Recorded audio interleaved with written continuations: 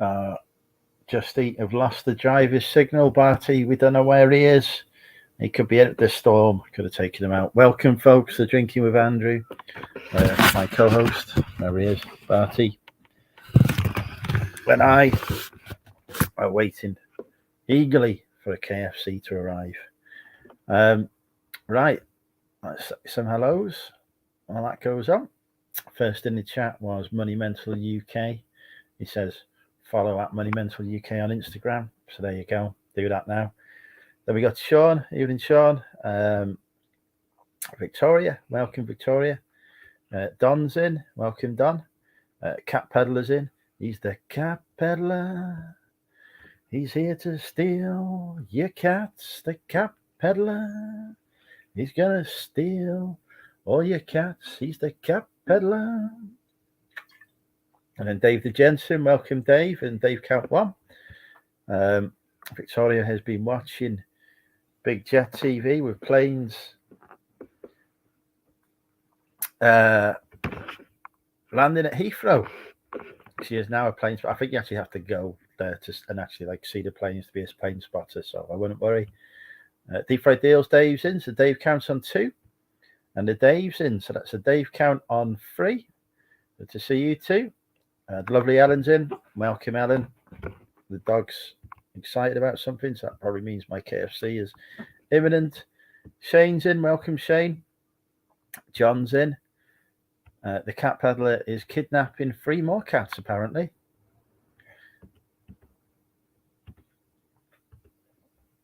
So he will have a family of 7 cats. Rich is in. Welcome, Rich. Kevin's in. Hi, Kevin. Jason's in. Welcome, Jason. Yeah, I think I'm at the end of the chat for once.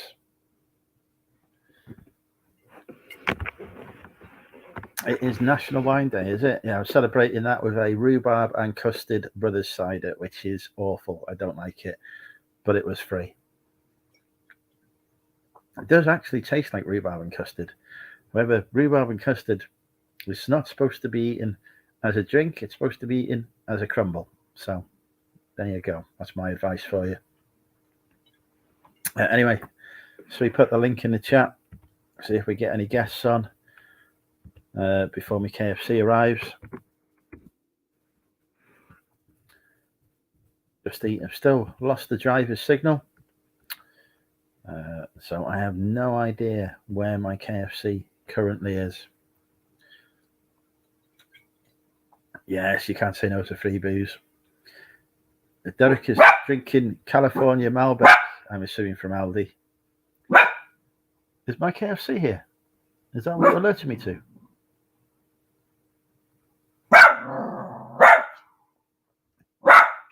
Barking at something. It is due now, so it could be here. How's your week been? I've done over 200 listings on eBay this week. I've been working hard.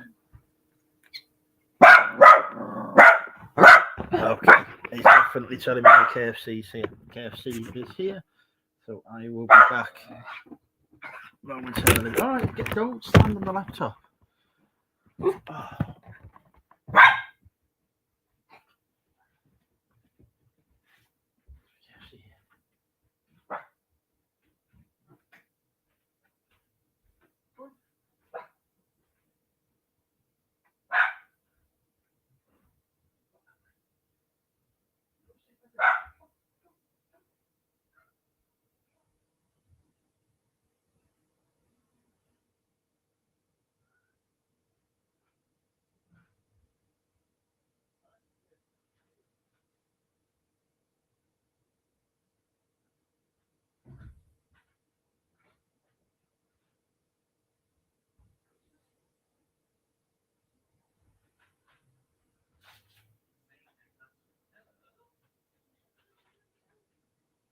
Trains.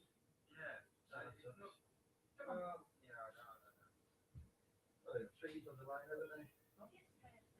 Come on, boy. Come on. Watch this. Come on. Come on, Bronson. Come on. Come on. Come on, boy. Here you go. Good boy.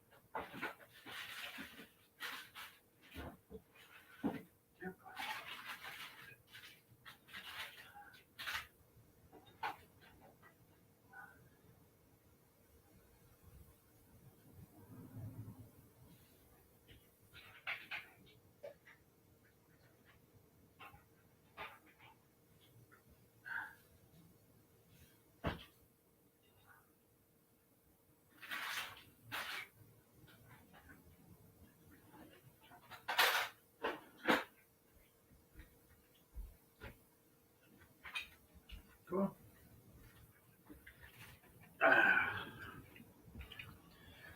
Here we go. The KFC has arrived. And it's cold. So that's not good. No excuses.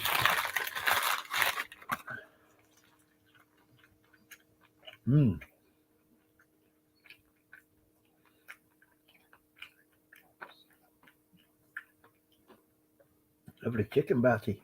All for Andrew.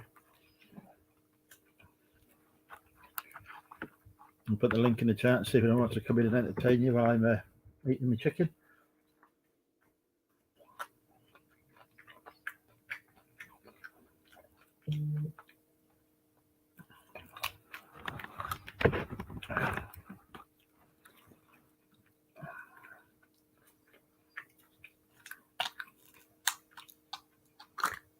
He's not happy, it's eating time.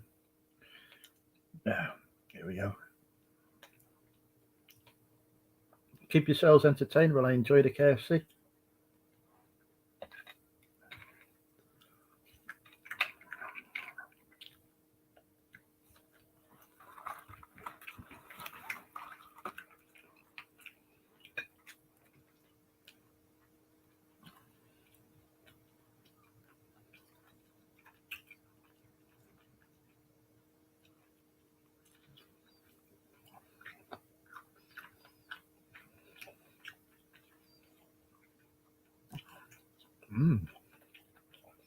It's nice, Patty.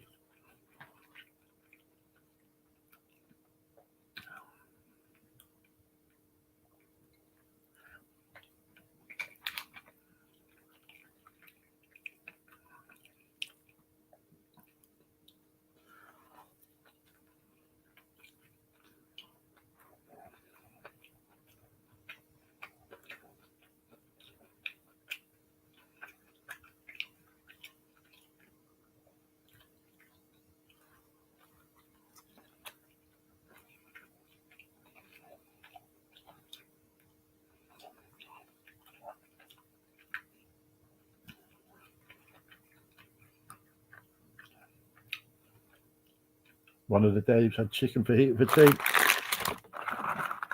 Breaking news. Oh, I forgot to get the tower one.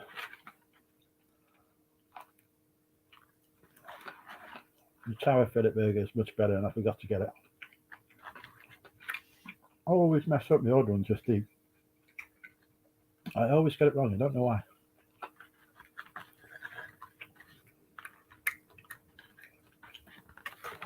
The onions get out.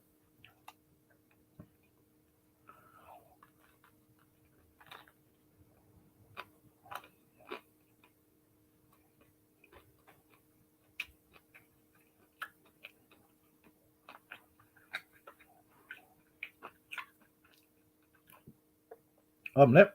It's like health food, that.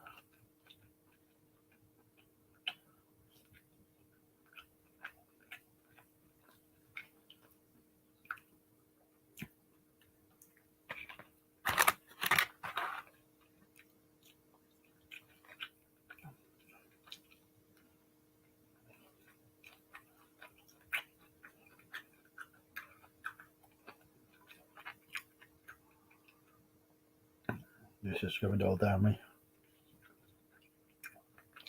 You're going to be feasting on my leftovers tonight, my droppings.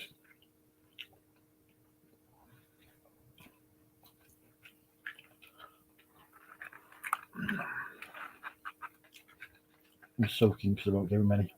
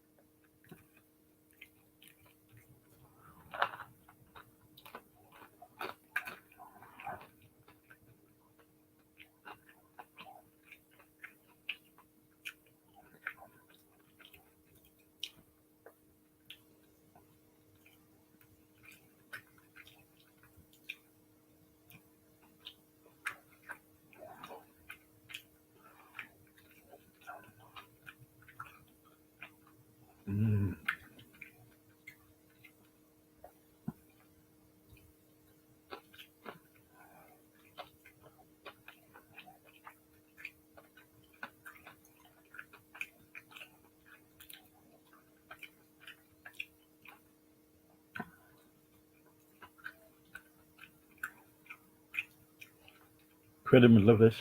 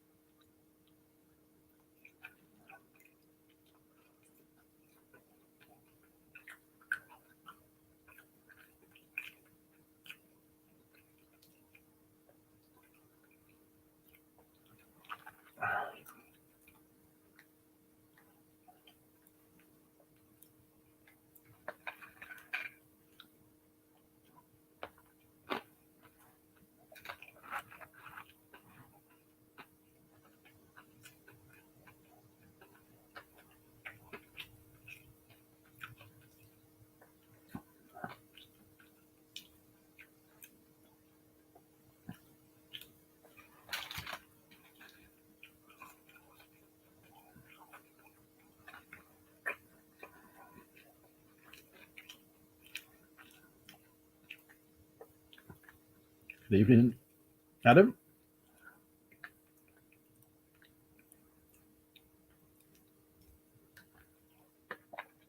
Vegan milk, good God. I'd rather drink my own emissions, Christ.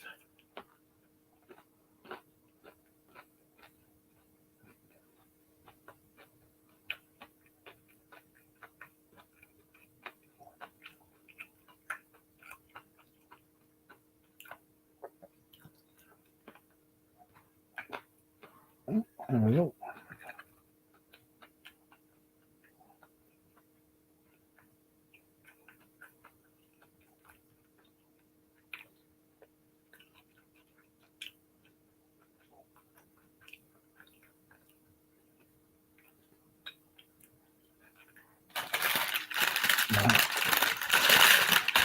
Oh, chicken drumstick. Yeah, it's got to be a chicken drumstick.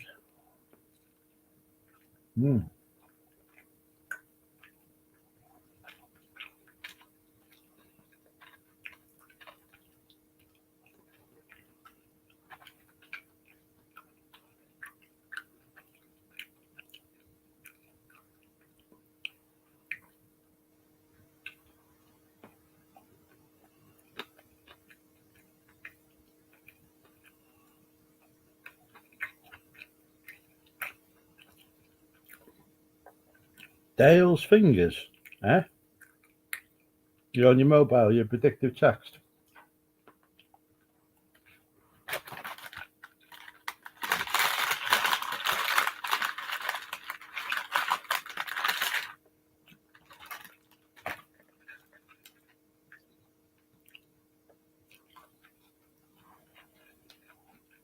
Oh. Nearly dropped a chip then.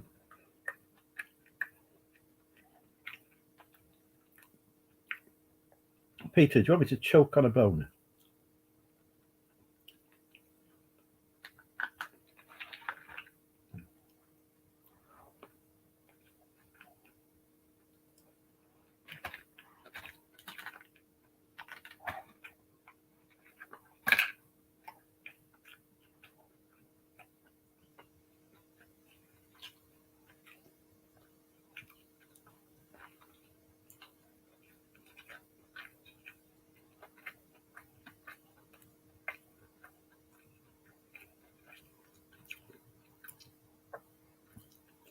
Sales okay. Well, definitely improving. Got over 700 quid this week, so it's enough to afford a KFC.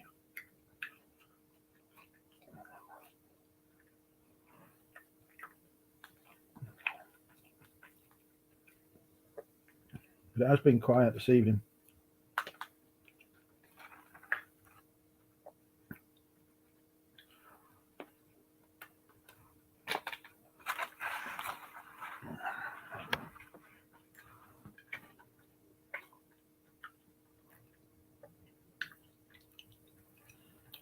Only 8, bloody hell.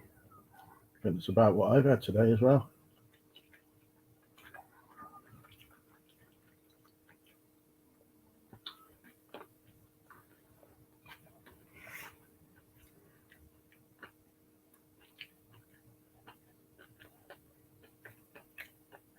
You can have a party only if you come here and live with us.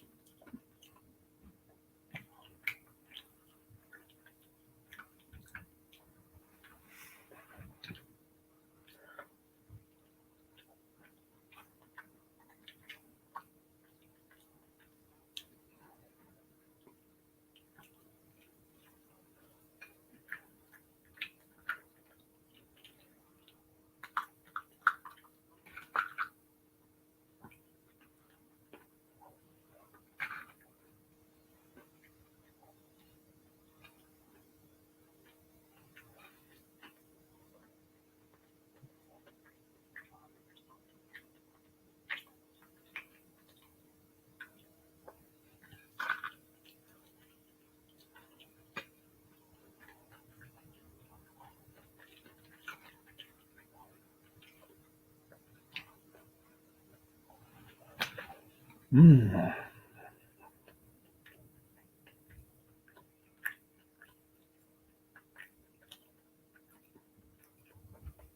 You said Jason's birthday. Happy birthday, Jason. So happy that's yeah. Paid 1,500 quid roughly this month.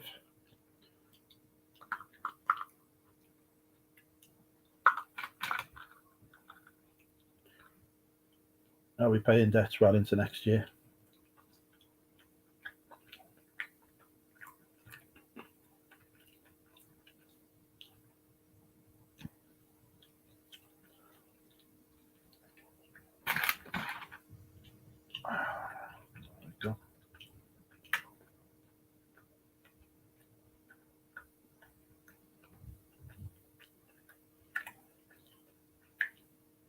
Next year's last year. Well, unless I get into more debt.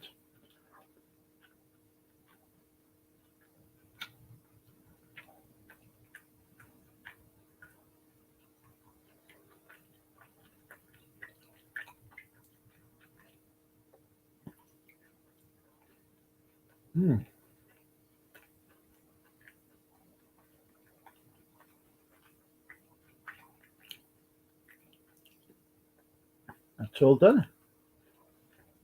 Boom. Oh, no, crap.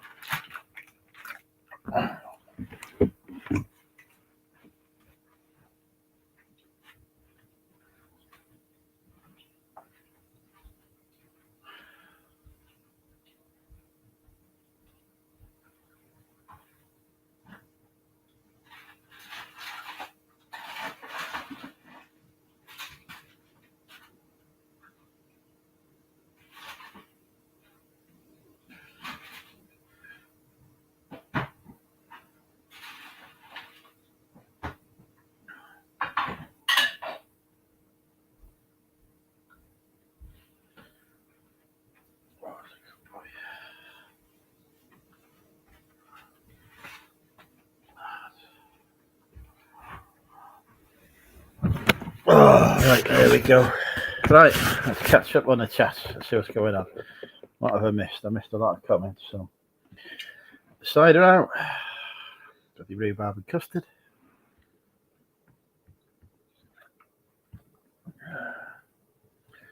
All right, let's catch up. Yeah, there's been a lot of chat.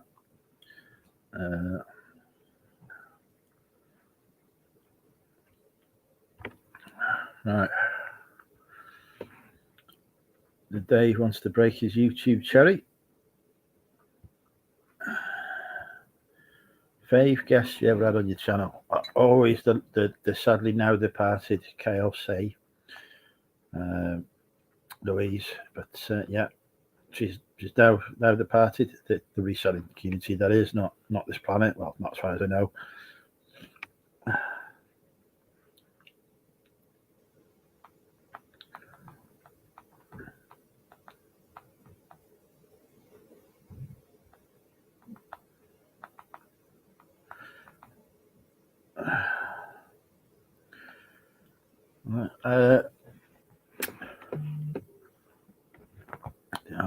Oh, hang on. Oh, we've had a sale. It is time. I'm going to have to forget about the chat for a minute because it is time for Guess the Price with Money Mental UK. I will tell you that this is sold for a number ending in a 9, but not a 99. So there's your clue. Ending in a 9, but not a 99.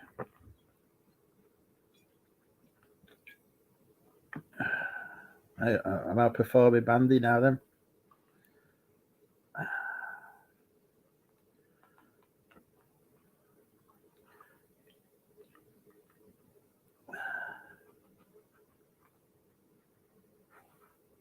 No, all the guesses so far are very out. Way out, aren't they, Batty? Yeah, way out.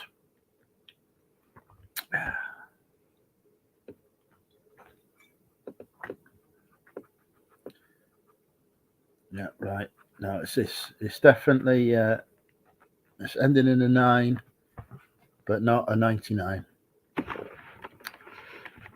We haven't come close with any of the guesses so far. I'm not smiling, so it's obviously not a high value sale. There is your second clue.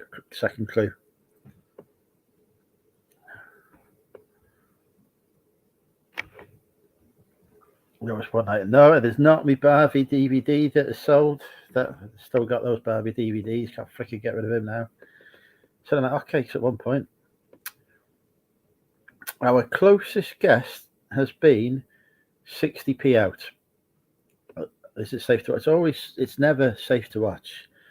Now, closest. Oh, hang on. I think we have got a correct answer. Let me just check because I've already forgotten what I sold it for.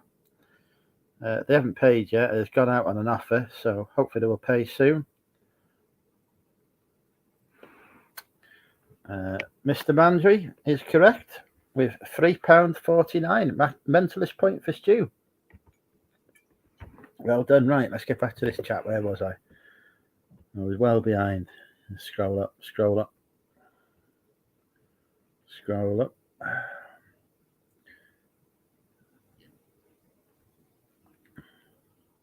So we discussed favourite guest. Dave's had chicken fajitas for tea with onions. Criminal. Plans for tomorrow. Me and the dog going sourcing tomorrow. We're up early in the morning. We're going sourcing. Gonna pick up some stuff. Hopefully fill a car. Sorry, Pat's not in a good way. Sorry to hear that, Pat. Always here for you.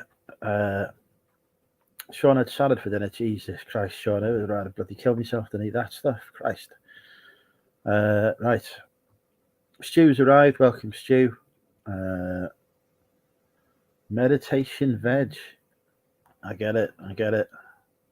He's paid for his order now. Omelette. You're all obsessed with omelettes. Do I like Indian food? I do, Don, but the problem with Indian food is they put a lot of onions in it, so one has to be careful of that. Party's not having any chicken. No, it's not good for them. KFC popcorn chicken bucket. It's all right. It's not the best thing to do. Dave's sister's gone to Poland. Adam says how's things. I think I answered that at the time. It's good. Rebecca's talking about vegan meat. Daughter's gone to Prestatyn today. How old's your daughter? She's gone on the train. Good luck to her. Christ. Well, there were no trains, but they cancelled all the ones in Wales. She must have driven. How old is Barty? He's going to be 4 in April. Jason's 50th birthday. Happy birthday to you. Happy birthday to you. Happy birthday, dear Jason Entwistle, on his 50th birthday.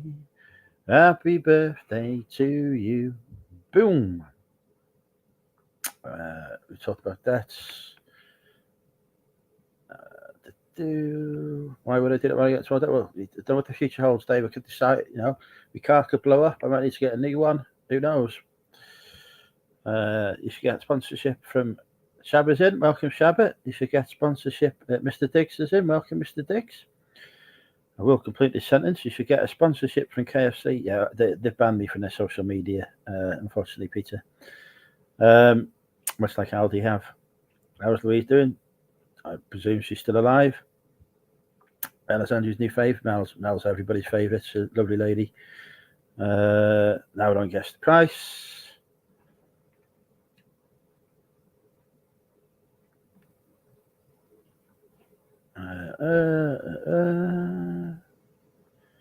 Skipping past all the incorrect guesses. My God, some of you are way out.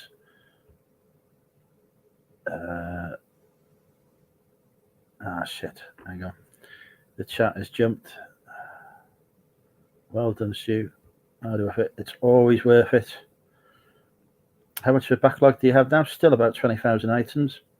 Sold the backlog yet? No, not even tried to. Surely I can go sourcing the backlog. Yes, that's boring. Where are we having North West meetup? Chester in March is the plan. Drinks in Chester.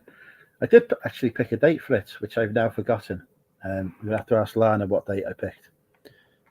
Lana, my executive assistant, handles these things for me. 14, going with best friend and parents. You don't look old enough to have a 14-year-old daughter, Mandy. You must have had it when you were 12, Christ. Dating profiles. We don't need these dating profiles or anything like that anymore. Pretty talking to somebody who's very nice.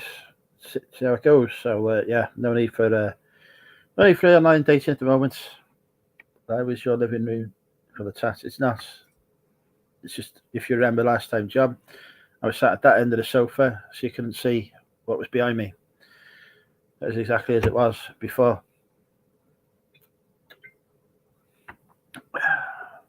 That is no difference. It's just boxes of stuff. I'm working through and listing at the moment. So they were full, but they're mostly empty now. And then they will be used to ship stock in. Probably. Right, let's get the link in the chat, shall we? Let's see if we can get any guests on. Join me. Well, I struggle through, and it really is a struggle. 48, bloody hell, Christ. 11 years on me then, Mandy. But it's okay, you can still have a crush on me, don't worry, it's fine. It's acceptable. Many people do, for understandable reasons. Whatever haircut, I look very nice. Obviously I've not had my nose for a while, as you can tell. I was thinking about getting one next week, but it's just crazy in work, so might get the mobile hairdresser to come round. How's the winds over the next? It's pretty severe around lunchtime. The neighbours took the opportunity to chuck the rubbish in the garden. At least they assume that's what's happened. But it's not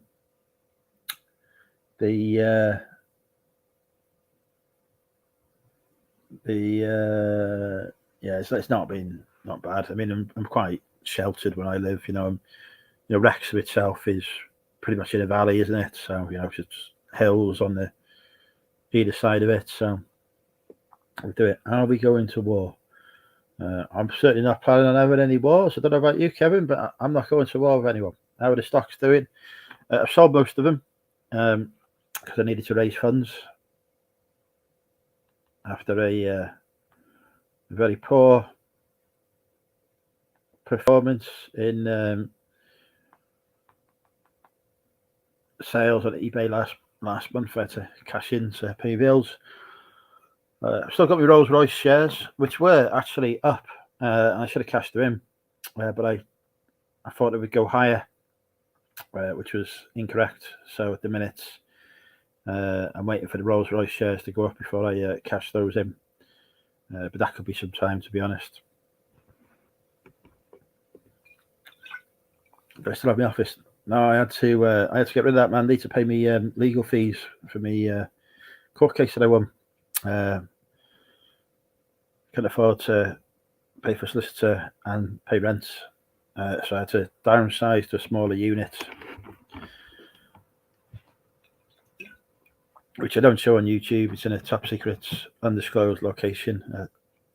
I don't want people know what it is, so I don't do any filming there at all because it's got like all the listed stock in there and everything. So I try to keep it a secret. Whereas with the office, that was because that was on top of another company. There was always people there. It was, it was more secure, shall we say? So I had no problem showing that on the YouTube. But the new place is in a bit more of an isolated location. So do people know where it is? It was a long explanation, wasn't it? Peter Mr. Mandry. Has Stu changed his name to Peter now? The back room, no, it's a unit. It's an industrial unit. It's not here. Wouldn't fit my stock in this house, unfortunately, for too much.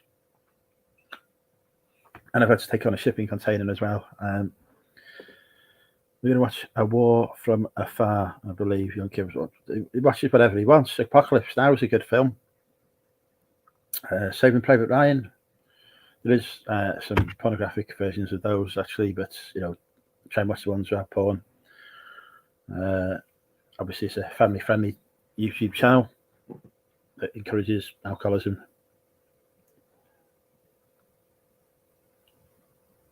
Yeah, fuck that.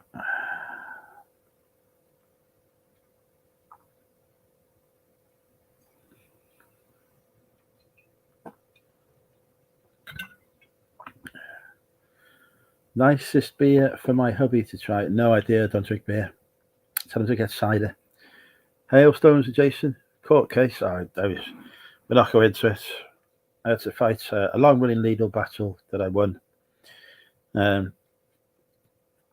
against Vagina. Did I miss it? That was like the fucking longest answer I've ever given. Bloody hell. So somebody tell Mandy the answer, because I'm not going through that again.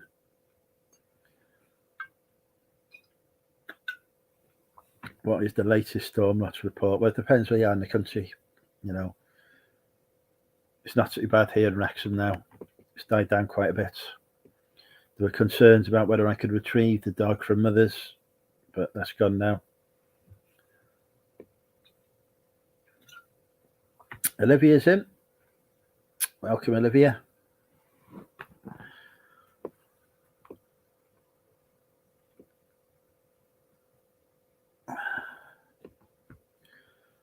Warsteiner. No. Defiance. I can't remember if I've seen Defiance. Is Bradley Pitt in Defiance? Or am I thinking of something different? Hello. Have you come to see me? Hey? Have you? Good boy. Not too bad. Lost the roof tile. You better go and find it, really. You don't want those things to go missing. It could be anywhere. Good evening, Martin. Manzi, bloody hell. You're going to get handsy with Manzi? That was a terrible joke. Quality of the joke's not improving, is it, Doug? Hey? What's this? This YouTube. You see YouTube? Who's that? Is that Bertie there? That party next to Andrew? Yeah. Where's Andrew gone? Do you see Andrew? Yeah. Go look for Andrew. Go see if you can find Andrew. There we go. It's in the, just showing off because you got a card in now. This is it. We're narrowing down the mystery of LJ now. We know she's called Louise. We don't know her surname yet. We're working on that. I believe she has a partner, if I remember correctly. So far, there's the facts that we know. Mandy Landlord. There's a beer called Mandy Landlord. Old Peculiar. That's no way to speak about Mandy. She's 48. She's still young, that is. Honestly. Doom Bar and Webster's Green Label. Bloody hell, Peter Christ.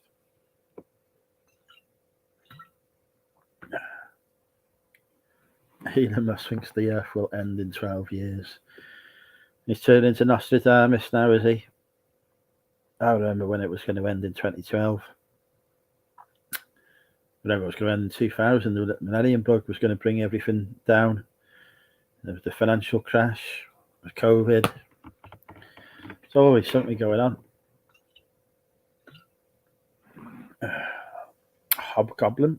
I've sold some Hobgoblin glasses before. They go for a few quid. Not too much, but easy. You get the right one, you get a tenner, 12 quid or so. Some limited edition ones, including shipping, obviously, because we don't charge for shipping here because generous. Get your beer on Amazon, can you? I wonder if that is cheaper than the. I need to look at importing beer from England. Bloody prices they're charging me here.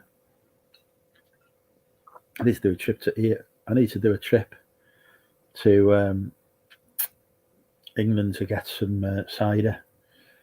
Stock up the Land Rover. We're running out. Come down to my last 8 cans, a few bottles. That's it. It's barely a night.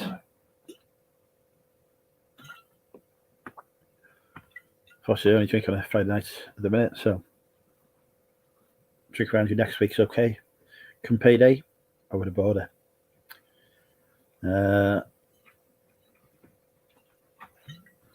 Right, where's the guest? Come on. Link in the chat. Richard Payne wants to come live.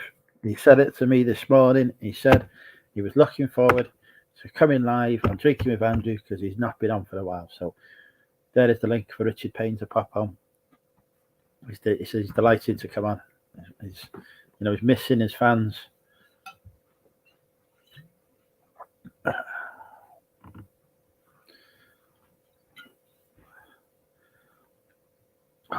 Really not a fan. Really not a fan of this rhubarb and custard cider. It's awful, awful stuff. I'm not sure if this was from Zahir. Can't remember. I don't think it could have been because no, it wouldn't have been Zahir. Somebody got me this anyway. Bloody awful. I wonder how Al got on. Well, I had to take the stream down, so that probably tells you everything.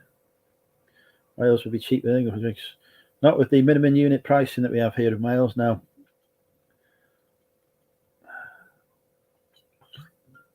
They're not about spoons in the supermarkets. Same as in Scotland. Now, Wetherspoons is £1.89 a pint. It's fine. You can go to Wetherspoons to get drunk. No issues. They're by the tax and that. But if you go to supermarkets, it's all minimum unit pricing. I don't understand the logic of it. It costs me nearly as much to get a can from the supermarket now as it does to get a pint and spoons.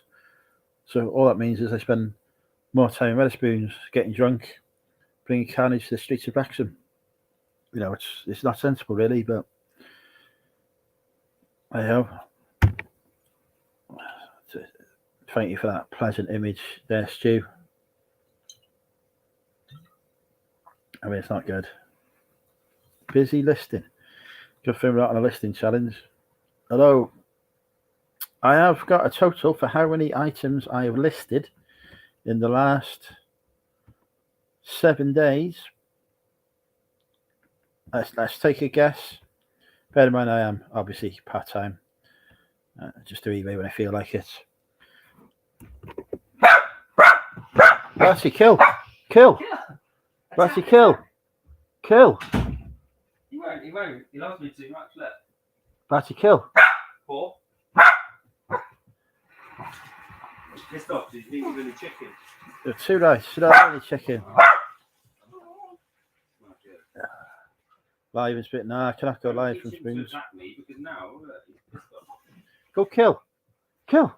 Now he's thinking, you know what? Batty, kill. Go kill the stranger. Go on, go kill. Kill. Protect me. Protect me. Don't listen to him. Don't listen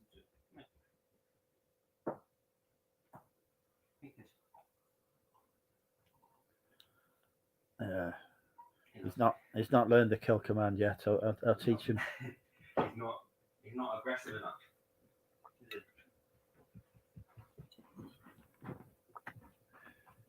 Any business plans before April price hikes? Just keep on listing. Keep on listing.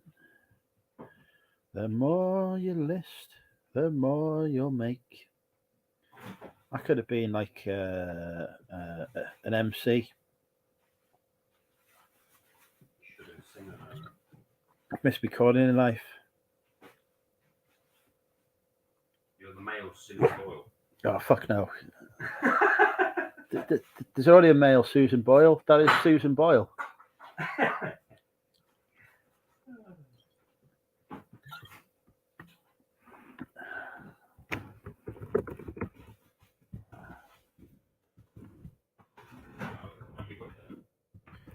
What? I'd shag Susan Boyle? No, thank you. No, she's a millionaire. Probably. No. Standards. Who's a good boy? Hey? Who's a good boy? Yeah? What if she gave you 5 million cash? Don't matter. You wouldn't? Oh, I couldn't get up for it, could I? I'm not a fucking miracle worker. Well, would you let her She'd have to fucking... try you? She'd have to pump me full of fucking Viagra, and even then I'm not convinced. 5k cash. I mean, 5 million cash. Yeah, no. I mean, if I had 5 million quid in cash, yeah, I would spend it all in Wetherspoons in a week and be dead. You spend it in Wetherspoons and Bernardo's within 2 weeks. You know, that's true. Actually, it's probably better you don't. It's pointless giving me these millions. Party, kill. Go kill. Go on, kill. Come on, kill. Kill command. Go on, kill. Kill me. Bite me, Steph. Fuck's sake. Bite the neck. Party, kill. He wouldn't say food to a goose. I say come here and he legs it. Come on. You're not going to say hello. Go and say hello. Go on. Go on. Go say hello. Go on. He's like sort of a guard dog. He's like, no, he's like, he thinks you're his guard human. Look, he goes near you. Watch. He hides behind you. Look. Yeah, don't frighten him. We get the RSPCA round. Good boy. Good boy.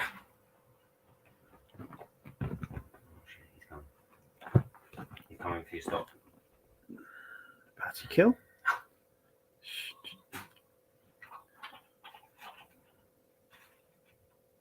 Do not give him my plushies.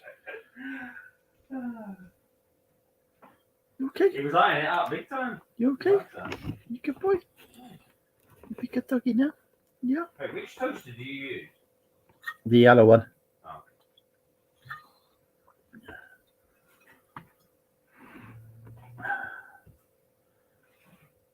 Right, anyway, we was guessing how many last listings I've done. So far, I've got a guess of 0. That is incorrect, Kevin. Let's guess the listing. Patty, you okay? You alright?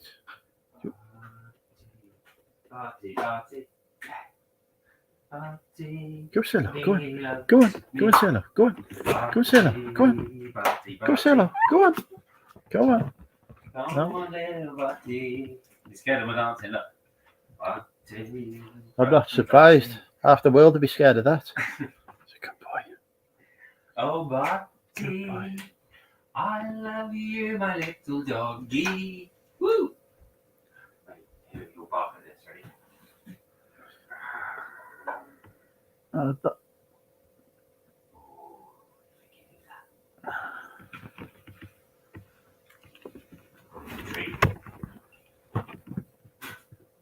Go on.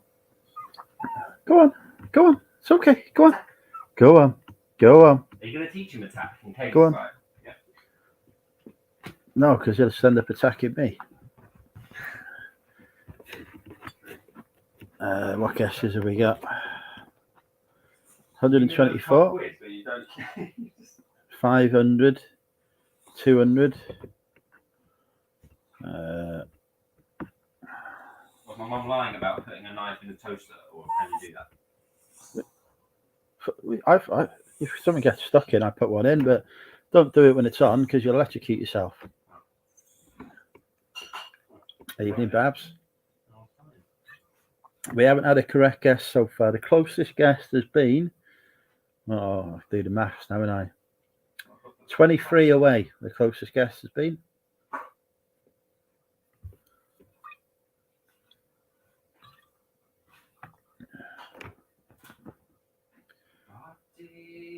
Do you want to come and say hello? Do you want me to take you to go and say hello? Go and show me how brave you are. Come on.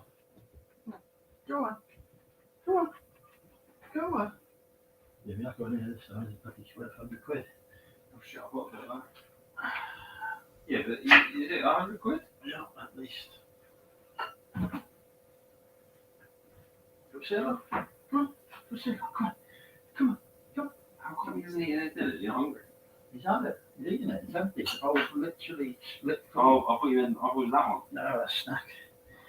Doesn't like him. No, it's just he has those as and when. I'll PR him. Come on then. Go on if you don't want to say hello. Come on. Oh, my little Batty. You lost myself. The closest guest has been. I'll do the maths now. You quizmaster. 11 out. I'm always quizmaster. The UMC. Always quiz. Always quizmaster, never the player. We can play.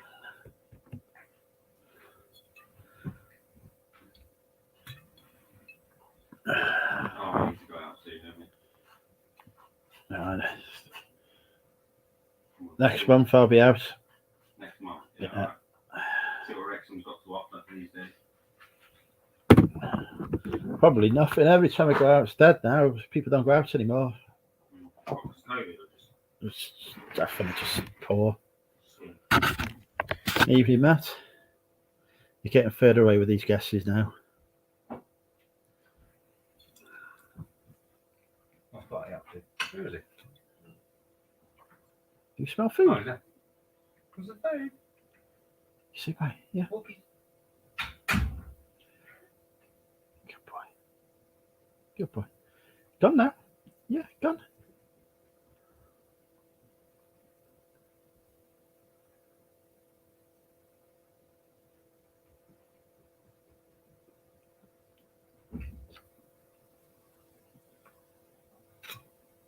Good boy.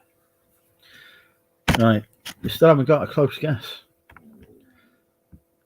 Come on. How many listeners have we done? Serious guesses now.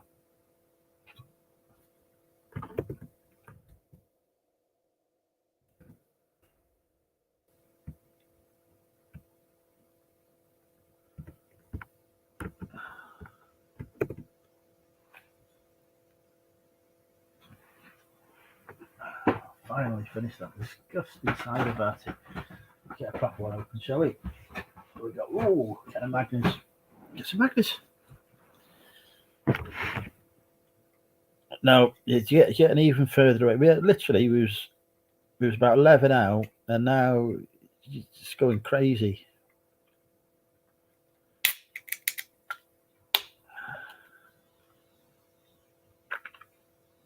Evening, Jess. Trying to work out how many listings I've done this week. Well, the last 7 days. Nobody's got it close. Nobody's got it yet.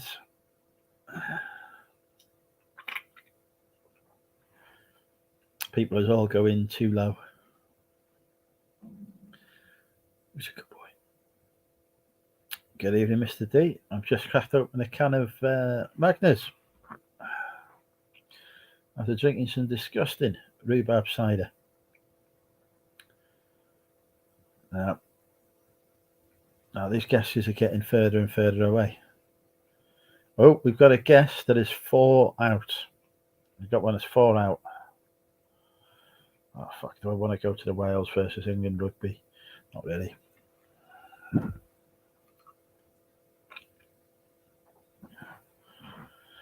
Can we get closer to the real number? Can we do it? Tension's building in the crowd now. Who will get the mentalist point?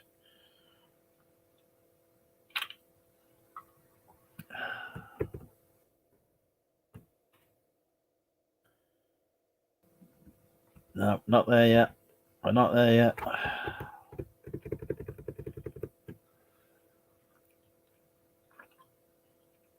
All quiz shows should have this. No, nothing correct yet. Still, I mean, you've had more clues than I've ever given in my life.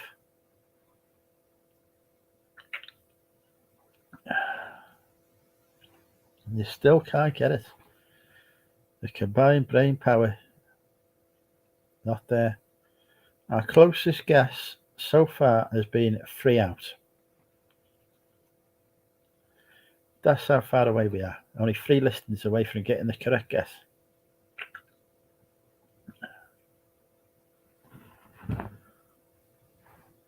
It's Mr. Dando. Welcome, Mr. Dando. Unbolts from my washing machine. Oh, you've been fitting your washing machine, have you? We're still not there. Still not there.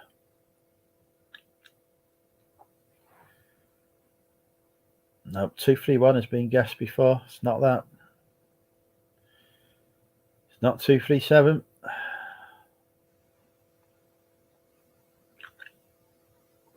Oh, right, the ones to stop it moving when it's been transported, I get you. Who's a good boy? Who's a good boy? Yeah.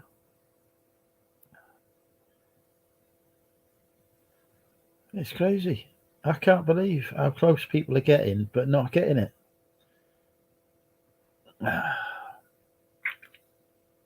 Still not there.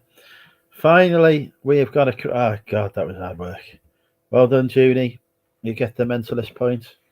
It is indeed 234. But literally just going one up a number and you've got it. Jess has no face. 59 listings. I did that in my sleep.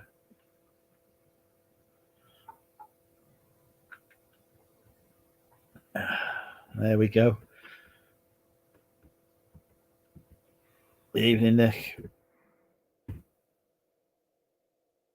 Right, there we go. There's the link to the chat. Anyone wants to pop on? So if they don't, then the next one we're going to do is guess the listed value. But we won't go to the penny on that one because we'll be here all night.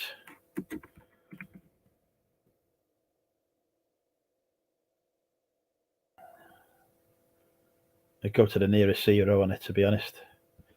Now the total listed value.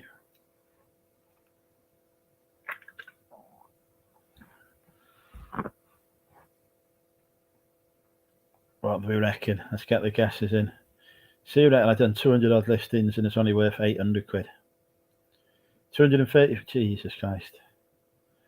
You're an optimistic bunch, aren't you? Lovely Orange popped in. Welcome, Lauren. Who's a good boy? Who's a good boy? 1620 now. 340 no.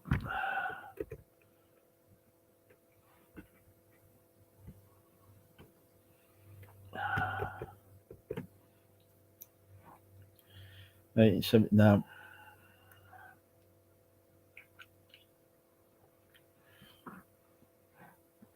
3100. Not 3100. Not 2385. No, not 1200.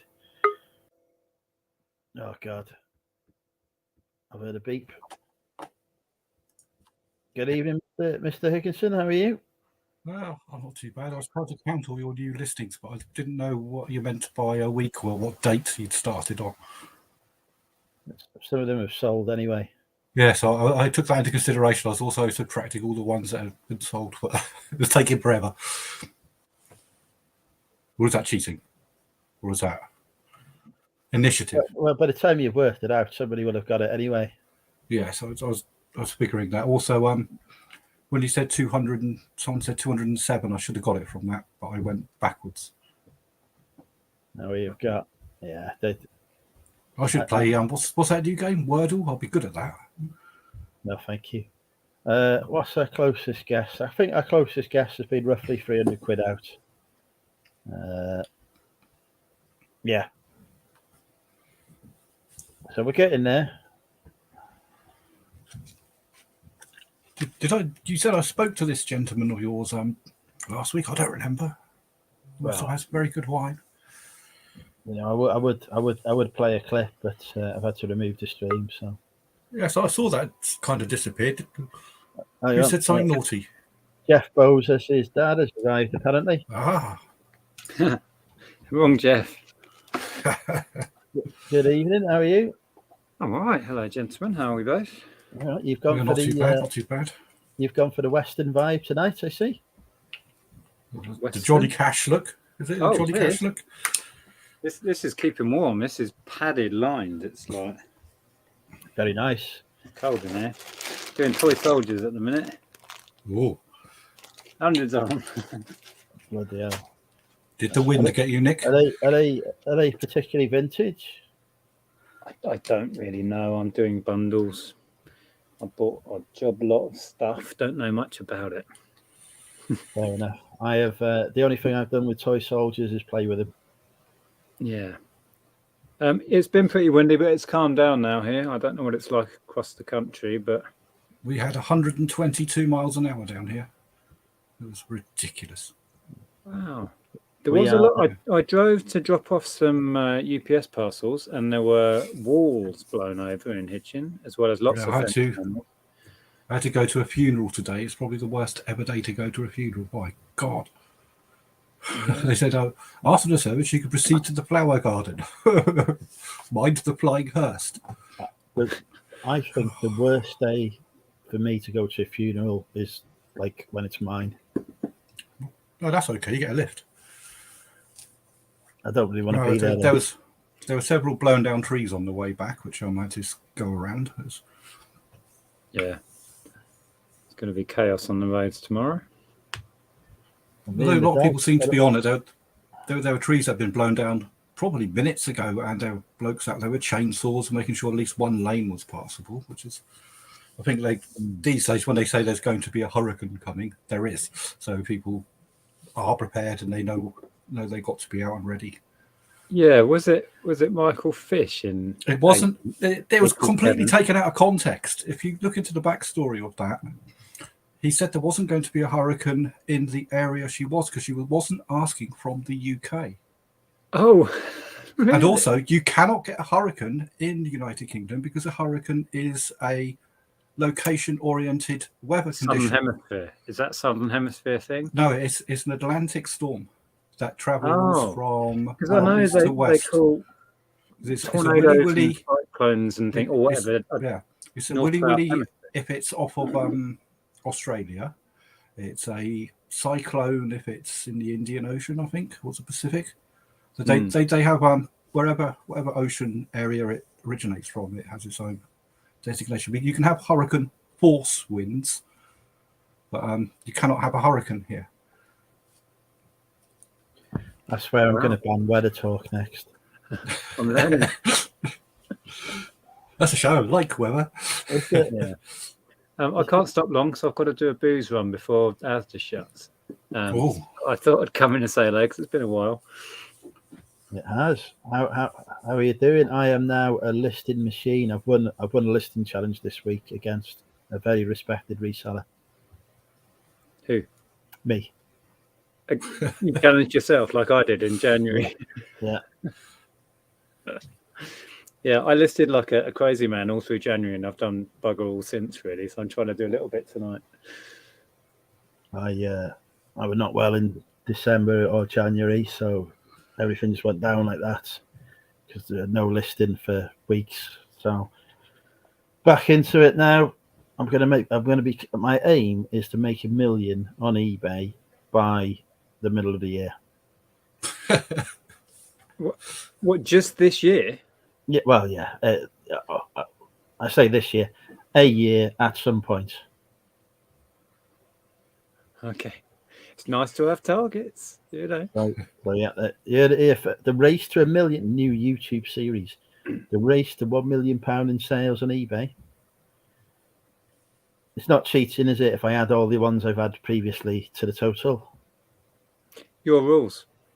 It's like my challenge. I kept adjusting the rules at the end. Excellent idea.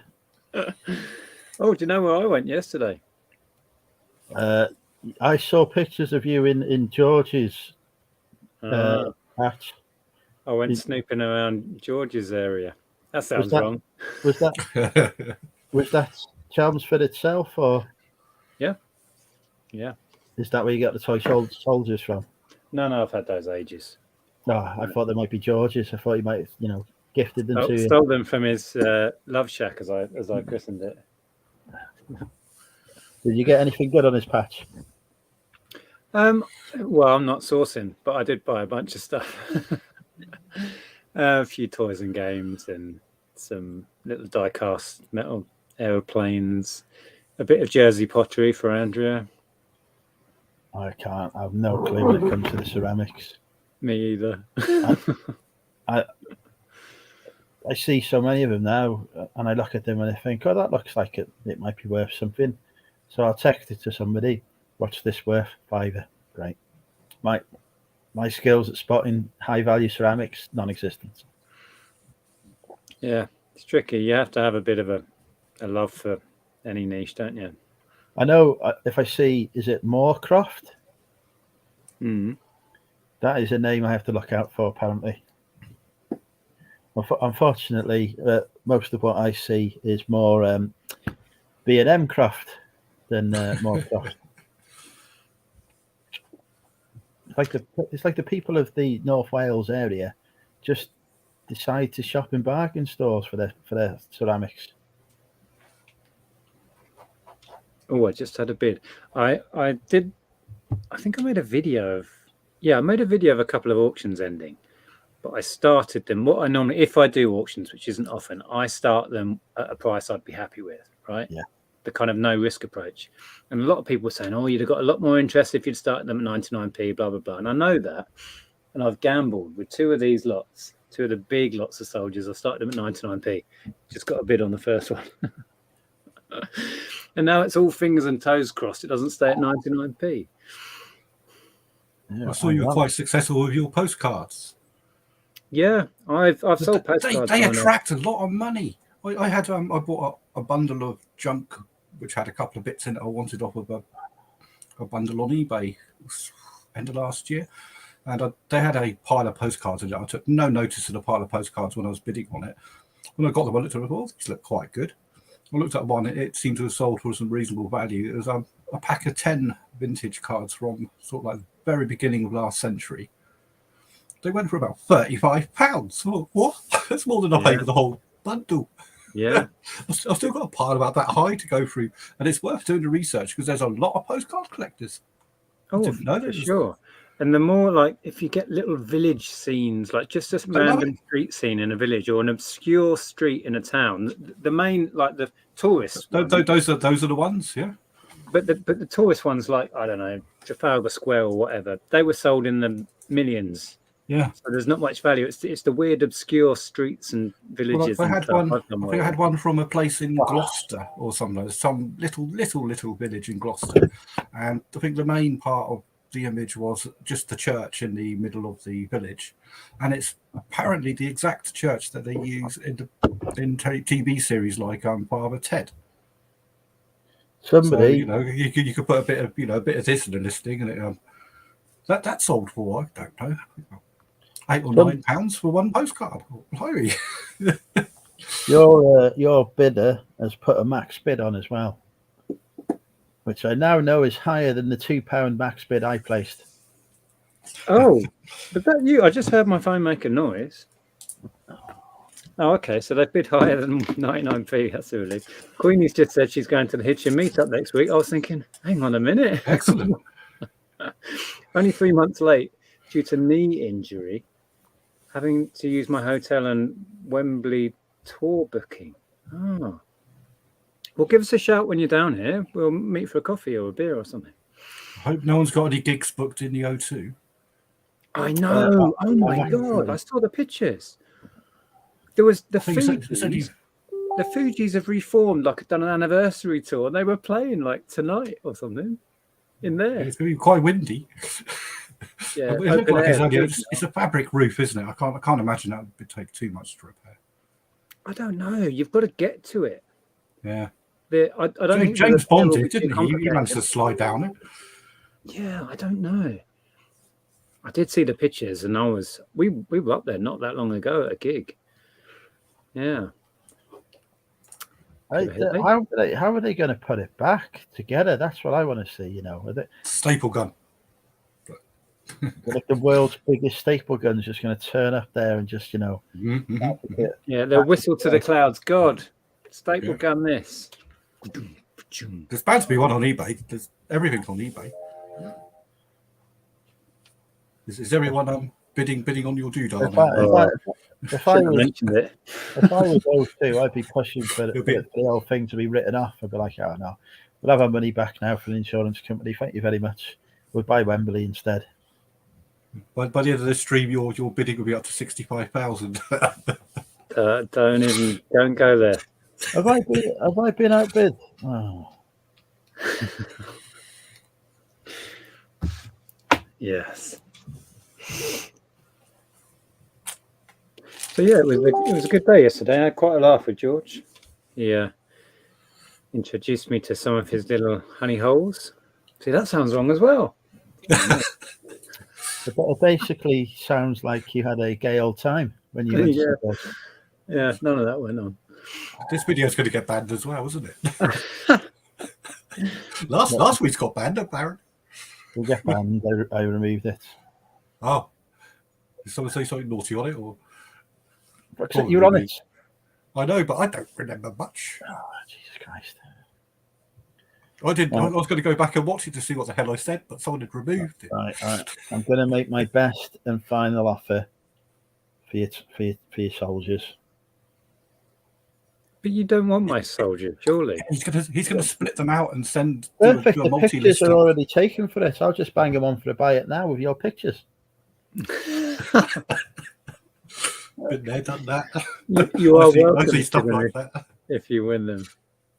Unfortunately, my max bid has been outbid. Oh, shit. The positive news is you're not going to sell it for 99p anymore. Yep. Queenie says, I have footy mad Bobby with me who thinks we can visit every football ground in London. Does he know how many there are? It's quite a lot. I mean, if you're including all of the leagues, there's a lot. Does he mean visiting them during a game or just as a tourist? Because the tickets are quite expensive. So it was well before you joined, Neil. Was that something to do with pictures? Yes. Yeah, I didn't watch. Did I watch any of that? I don't think I saw any of that stream, but I heard. Did you pick me up one of them, Nick, when you're doing your booze? Or I just run out. Sure. What is it? Carver Brute. All right. It's not any dry fizzy wine will do. It's Prosecco, any old shit, right, will do. When are you going to pop around and pick it up? I am working in North London for the next 2 weeks from next Wednesday. Oh, okay. But I don't know if it's close enough. But I've still got a roll of wrapping paper in my van, that wide, that long, and it weighs a ton. Wow. I was going to pop it round the last time I was there. We're going to have to stop. Away.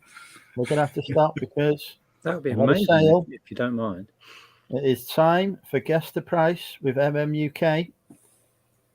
Why am I initializing myself now? Before you get involved in that, I'm going to make a move then because I've now got 15 minutes to get down to as I say. Oh, good luck. All right. It's been a pleasure. You need a 24-hour spa like I've got. You'll be sorted then. See you later, gents. See you later. All right. Right. Time for guess the price. This is a number ending in 5, but not a 95 because this has gone on a 10% off. £4 5p. No. Damn.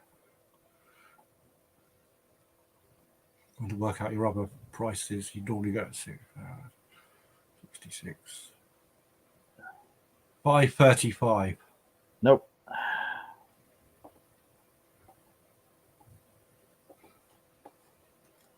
Barty, stop it. Ooh, nope.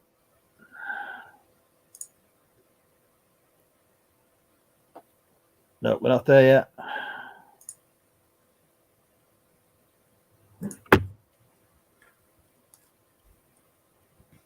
I've had to read a couple of these guesses because some of them have been, but yeah, no. I bet it's a book. It's got to be a book. Listed about Is it 1,000 books.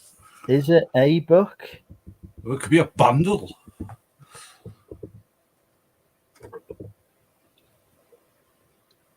If it's a bundle, then you usually sell it about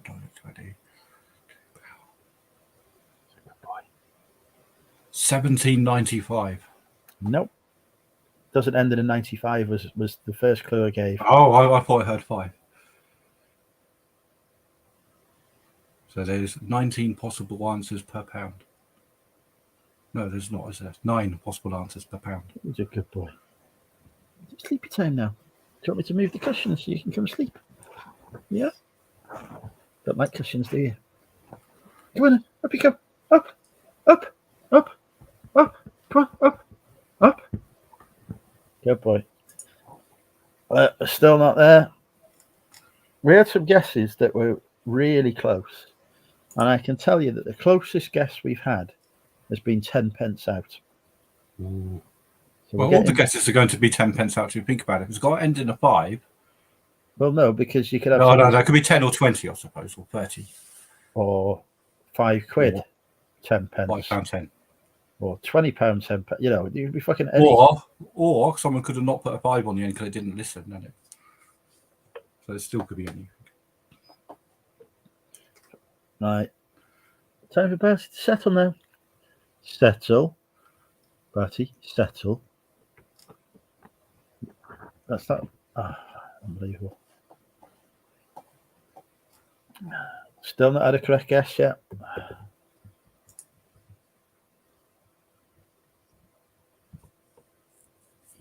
I'm actually looking at the item that's sold right now. It's actually in front of me at the moment. I'll look up for a reflection. No, we don't talk about reflections on this channel.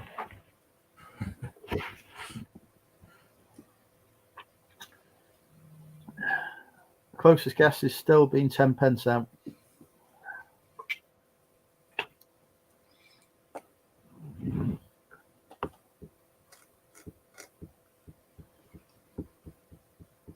Just double checking, but no, it's still 10 pence out.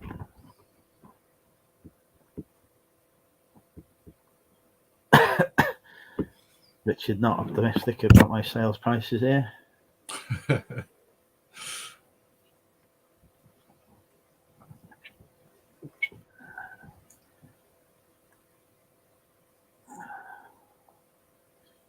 Still not there. £18 and 15p. Nope.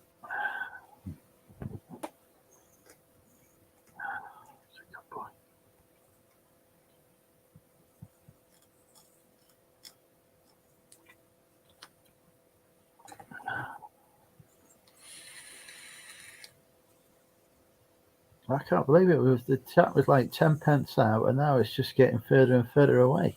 Yeah, there's thousands of guesses now to try and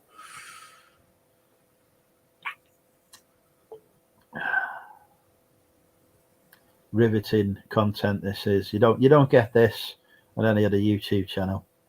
Not with this degree of success. Did you say it was an offer that someone accepted? Nope. It was with your 10% discount. Yep. Sold for full price, as I knew it would.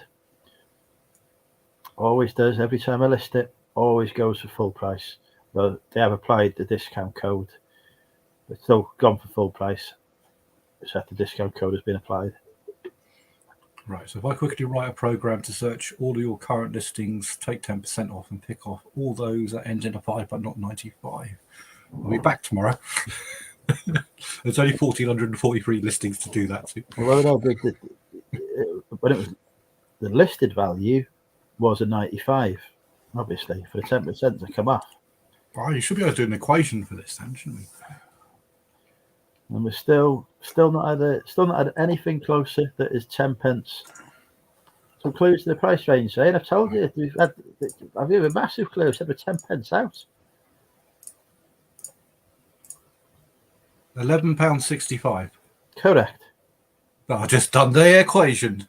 I just went on my calculator and thought, right, okay, then search for all items that end in 95. Because that narrows it down to only one per pound, doesn't it? So you keep on going through. So it's £12.95 times 0.9 at £11.65 and a half, and they round the half off. Yeah, not in my favour, unfortunately. No. Sometimes they do, but I think in fees sometimes they do, but on prices they don't seem to. Maybe they don't on either. So yeah, there we go. Bundle of bucks gone for £11.65. I can't tell which item it was, but I just had to do, I did the maths on the figures alone.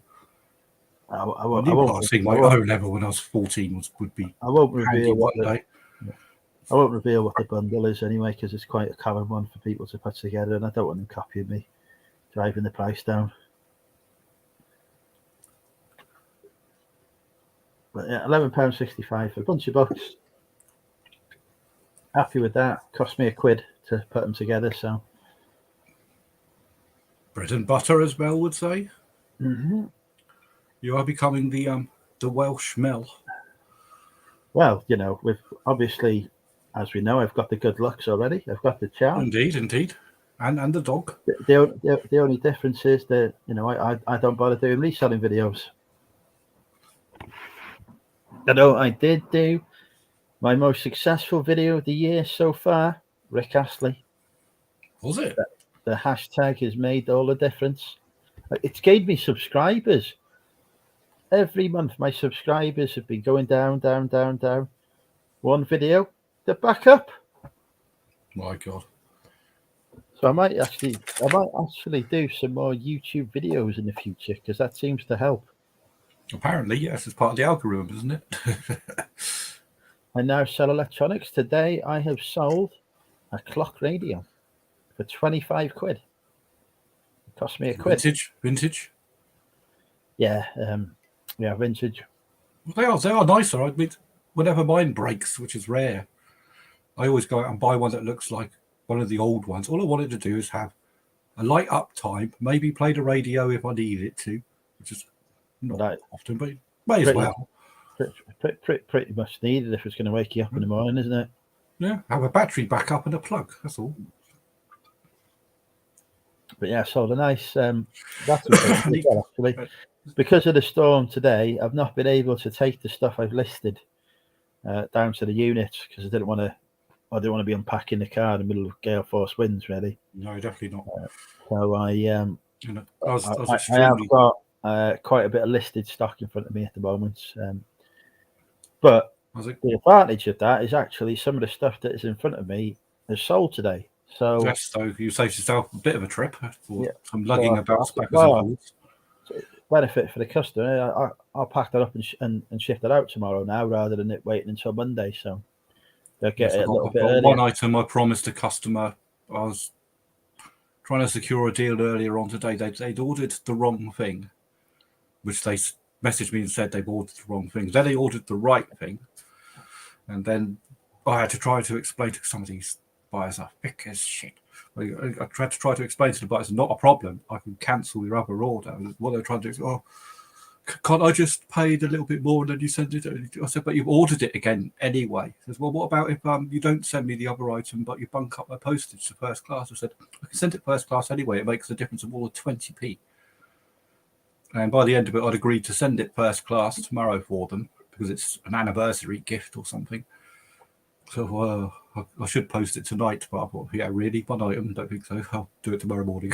But I've got thousands of these bloody first-class stamps, so I may as well use them up. I have discovered that the Morrisons by my house has a post box in it. Yes, So now, they do a lot of them. I found that very handy when I work away.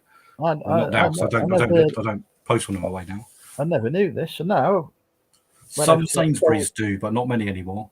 Well, it used to be when I'd sold a few DVDs, I used to have to pop across to the post office at the park, which is a bit of a walk. It's basically twice the distance as Morrison's is. So, Morrison's is now actually preventing me from doing exercise.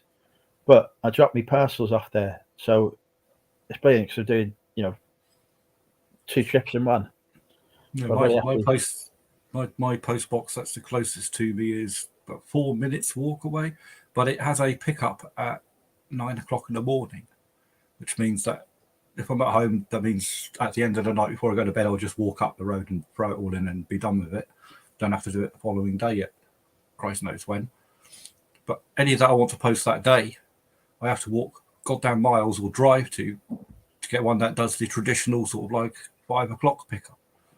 But the good thing is I have the option as well. So if there's something urgent or if I'm using it as a bargaining tool, so, I'll post it tomorrow or to first class. What they don't realise is I'll have it in the post system by 7 o'clock in the morning, and it'll probably arrive a day early and you get excellent feedback, which is handy, I suppose. Lisa, we don't. Good feedback doesn't mean anything. It's only when you get a bad feedback that people seem to jump on you. Yeah. I never pay attention to the feedback. I don't know. I try not to. I made a New Year's resolution to try not to give a shit about the stuff I used to give a shit about. Because why cause yourself unnecessary anxiety when it doesn't matter, really? Lisa, there is no money in books. We know this. Nobody is allowed to sell books. Especially with Magpie and all that lot of buying the books and selling them at 5p each. Yeah, can't make any money. Don't sell Star Wars book. Yeah, the Star Wars book at the moment. Only Money Mental UK is allowed to sell books in the UK. Everyone else is banned. I have special dispensation for one book only because it's Star Wars and it's such a high price that it probably won't sell. No, not even that is allowed, especially if I have a copy.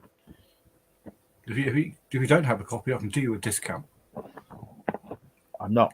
Have you read the X-Wing series? Yes. Do you have I can't remember the name. They're on the shelf behind me. Yes, but the resolution isn't good enough for me. It's got a bluey black cover, so you have a bluey black 1 or 2 there. It's hardback and it's first edition, and it's in mint condition with a dust cover. Don't matter. £19 normally. Don't matter to me. I've got them all. Apparently, is it Aaron Alliston? No, Lisa, banned. I sell books to the US as well. I have quite a lot of religious books, rare religious books, about religious saints or whatever. Mormons and stuff. Long since died. No, nothing to do with Mormons. No Utah sales then. Proper religions. This gentleman had done this T-shirt was a Mormon. But didn't help him. He died. I've met the Mormons and it didn't go well. They fucking stopped bothering me for weeks afterwards. They do. Did they come in a big black suit? It's fucking annoying. Rare religious books. I am the only seller of within the UK because it turns out that the place that I get my books from does a lot of clearances for dead, what they call them, vicars, reverends, all the rest. Clear out the vicarages, basically. Yeah, they cleared out the residences, so there's a lot of some good rare stuff that's pops up. Listed 20 books. That is unacceptable. Take them down immediately and give them to me. Unless they're at a high value that puts yours in a good light, Andrew. Yeah, unless they're listed for twice as much as mine, in which case that is extra advertising because yours will come up underneath it saying, look. Yeah. If you list them for more than I'm selling them for, we can allow that. Good evening, David. Australia is awake. Oh yes, looking at the clock. Well, the clock has got dials on it, but I don't think it's international. I think one's humidity and one's temperature.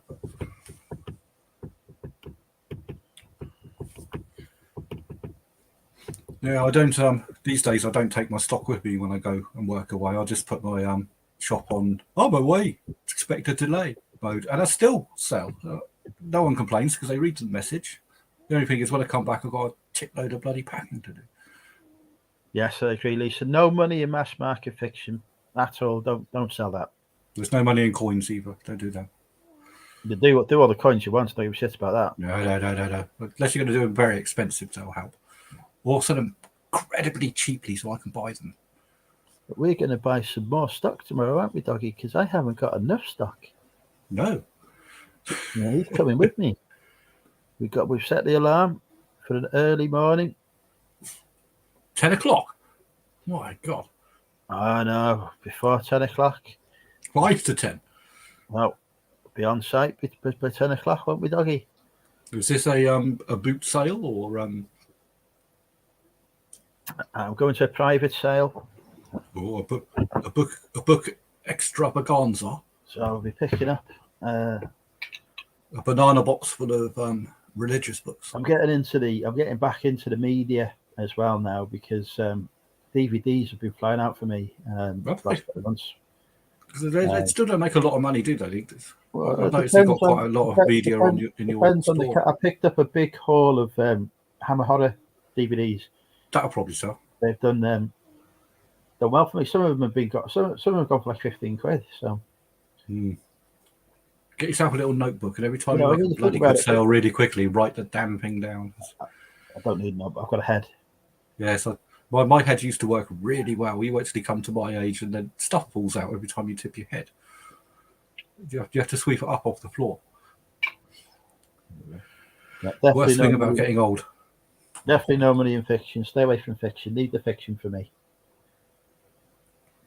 I think I've got one DVD on sale. It's that Animal Farm one, which I've reduced about half the original price. Still no one wants it. The porno version? No, it's the animated rare version. It's the animated rare version. All right.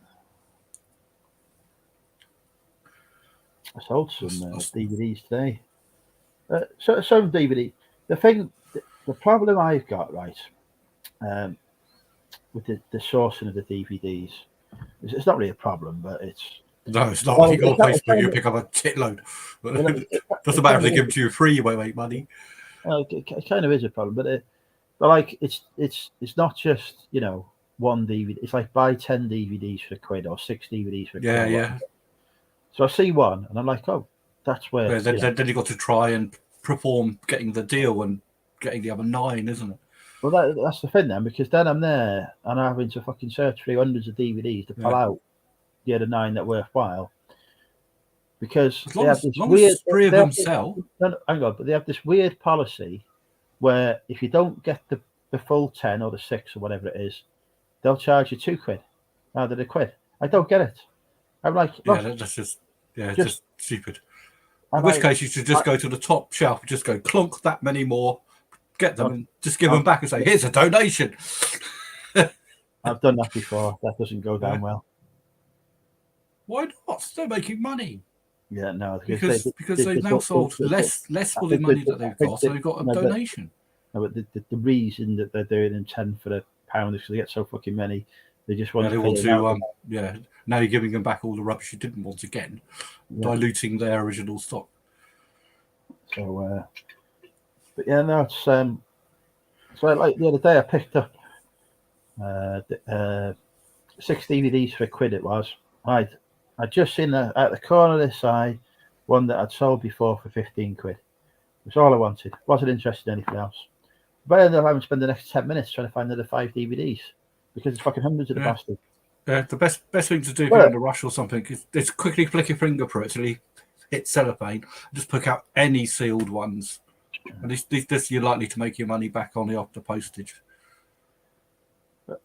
I did do all right though doing that search because I walked out for me £1. I ended up walking out with 60 quid's worth of DVDs for £1. So the time spent was worthwhile, and I learned some new titles to look out for. and some not to. But and you could do your usual trick: go onto the movie channel and make sure you give them the homework of the DVDs they have for sale. That worked brilliantly for It me. did. I noticed that. They worked very well. Did it sell? That copy that had been sat there for a couple of months sold within 24 hours. So that is my new strategy now. If I've got a DVD title, it's not shifting. Bang it up a couple of pounds before you put your pitch in. And then when you make an offer, they think they're getting a deal and you get exactly the price you wanted. It's a good strategy. I haven't thought of any more Star Wars questions which I consider hard enough for you. I don't think there are any. You have one of those, what do they call it? Is it eidetic memories? Yeah, mine's not eidetic. See, even you say it properly, I forgot how what the word was. I used to have a memory that was, wow, utterly stupidly good, but I just can't remember. I can't remember names sometimes. I have a very good recall function, but there's plenty of stuff I don't remember. But we recall. I have systems to remember stuff which isn't infallible, but is pretty bloody good. There's a guy called Tony Buzon back in the 70s, 80s. He used to write books on improve your memory, and if you actually bother to read any of his stuff, a lot of it was hogswash, but some of the memory tricks that they use work, and they work damn well. I reckon I was writing a book at one stage. I got back to page 5 of it before I give up.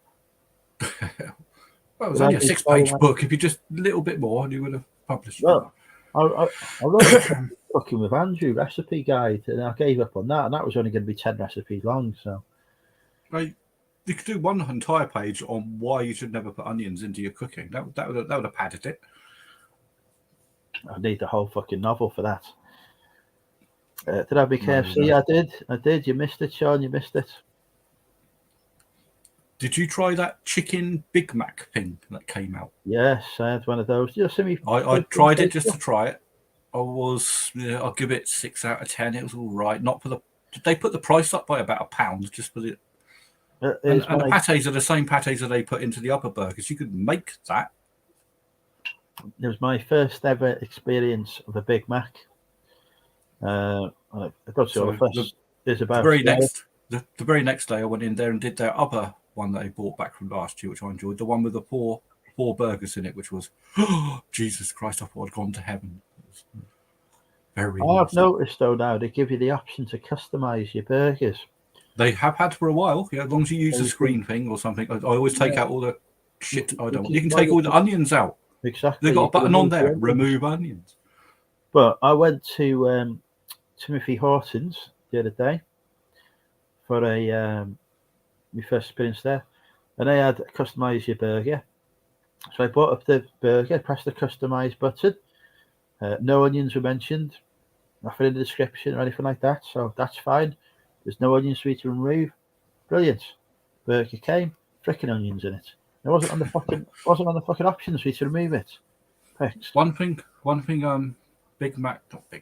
McDonald's have done with their customized menu, which is a bit of a shame, is previously you used to be able to take stuff off and then add stuff back if it's free. For example, supposing you didn't like your onions, you could take and go onions negative, thank you, and it goes down to 0. And then you could say, okay, well, I'll have some extra lettuce or whatever the hell you want on it, and put lettuce, and it goes up to ×2.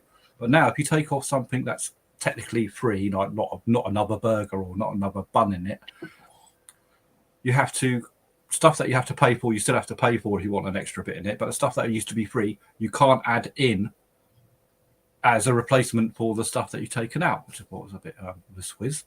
But whatever. As long as it doesn't have gherkins in, I don't care. I can't stand gherkins in me goddamn burgers. I like pickles, but I don't like gherkins. It's like the Morrison's Cafe, right? Just down the road. Because it's a lovely cafe. I do like their breakfast. Well, that is now gone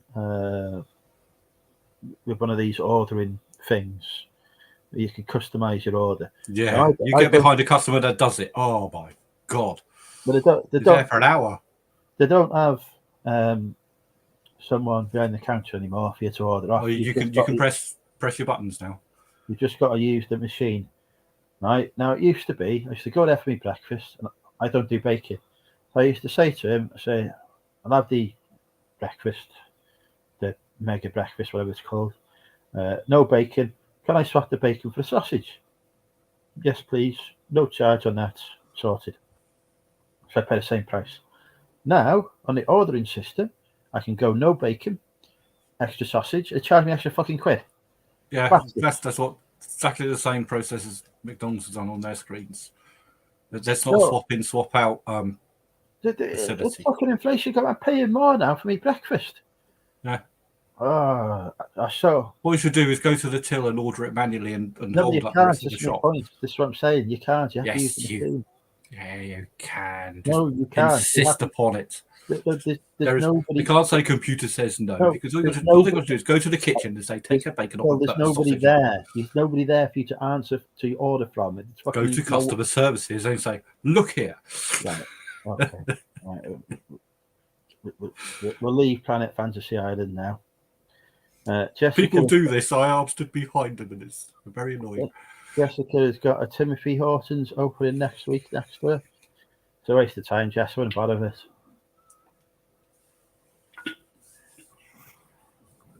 I did go there twice, but that was only because it happened to be where I was at the second time, and the alternative was McDonald's, which McDonald's just doesn't fill me up. Well, mine does. I do order quite a bit, though. And yeah, it fills me up. My shirt size went up another size again this week. If I eat at McDonald's, I will be hungry half an hour later. Have another McDonald's. That's a good thing about it. No.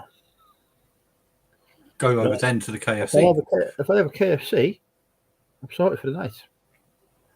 Who done your artwork for the thumbnail tonight? It's very good. That is done by the Monumental UK. How do you know it wasn't me? Could have been me.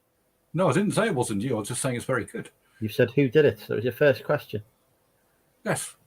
Obviously, I didn't say you didn't do it. I was inquiring who did. That the option for it to be you is within the answer. Yeah, no, you were instantly assuming that it had not been done by me. I just wondered if you had time to spare, because the Monumental creative team has produced this. Very grateful to them. We are now. It's up to them whether they want to identify themselves or not.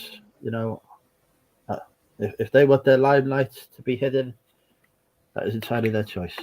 But yes, the MMUK creative team. Have they done similar artwork on the Facebook group?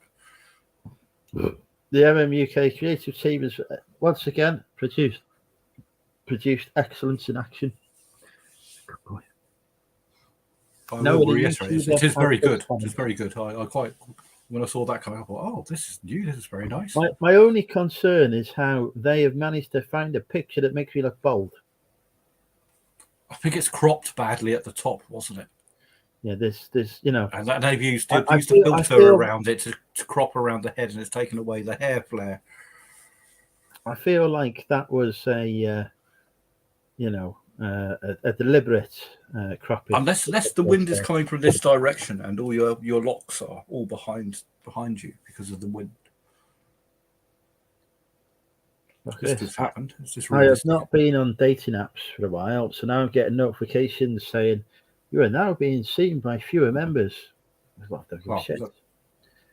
Don't even see many of your fucking members. You can all just fucking die, as far as I'm concerned. Especially the male ones. What's that a picture of? A bubble with an oil film on it? No, it's a picture of me. It's me. On your phone?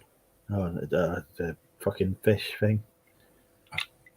Oh, $44.99 for a pair of trainers. Very nice.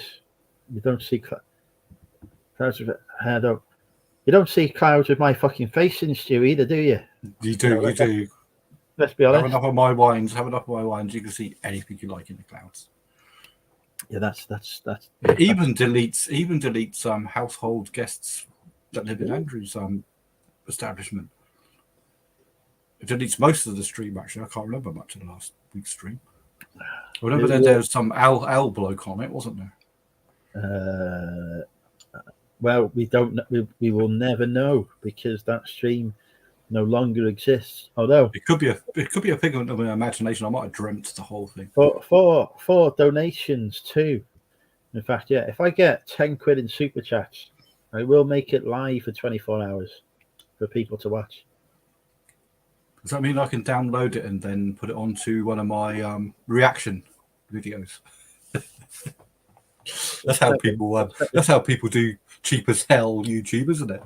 Yes. Pretend they're watching something and give a shit about it and call it a reaction video. That is why you'll never see such content on my channel. All my content is original, unedited, unadulterated, apart from the brief and unmonetized. I'm gonna have to find some more. Nick hasn't come back in my bottle yet, so there you go, ladies. There's an ass for you. where's that? That's the American arse. Years of training there. Oh, goodness me! I have to go down to the cellar. Ooh, what's this? Ooh,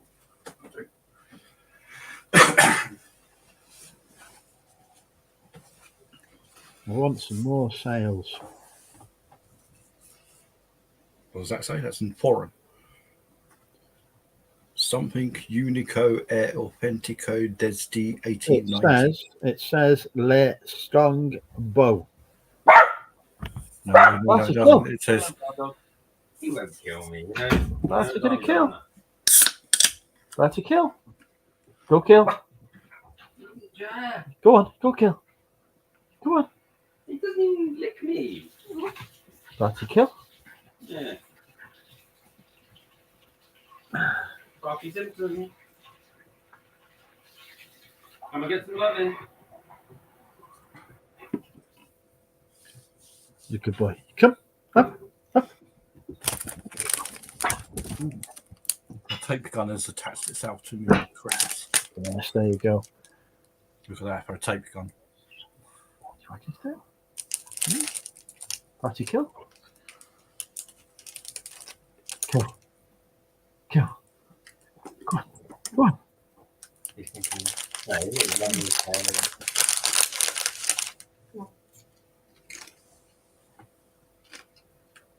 No, don't want to. Don't want to.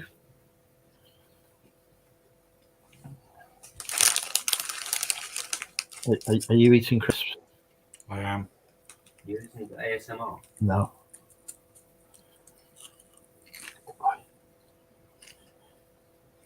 The chat has gone very quiet. I think you've killed them all, Phil. I did. I could reinvigorate them with my latest additions to my store. I have a butter-related product. What's it? Is it a knife? No, it's a coin and a butter. Right. Okay. Now. No, there are no loopholes. Butter-related. There's no loopholes on this channel. It's not a piece of government legislation.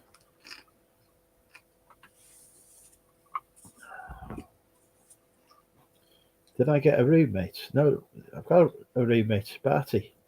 Ain't nobody else staying in my room unless it's an attractive lady.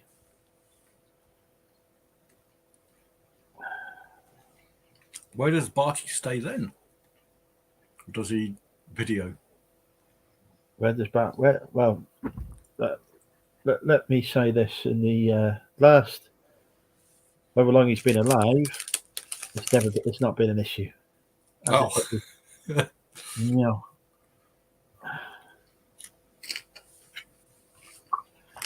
Not been a problem, is it?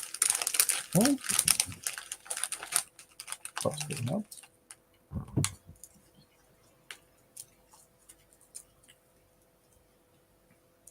Oh, hang on.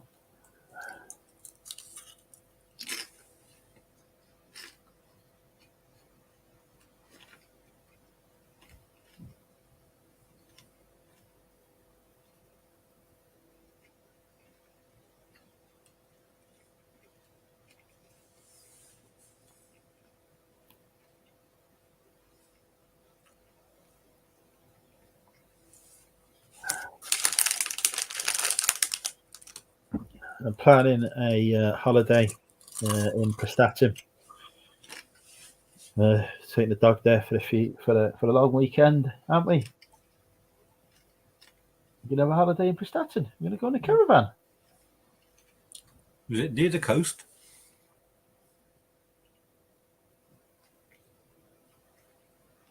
Is Prestatyn near the coast? Prestatyn is next to Rhyl.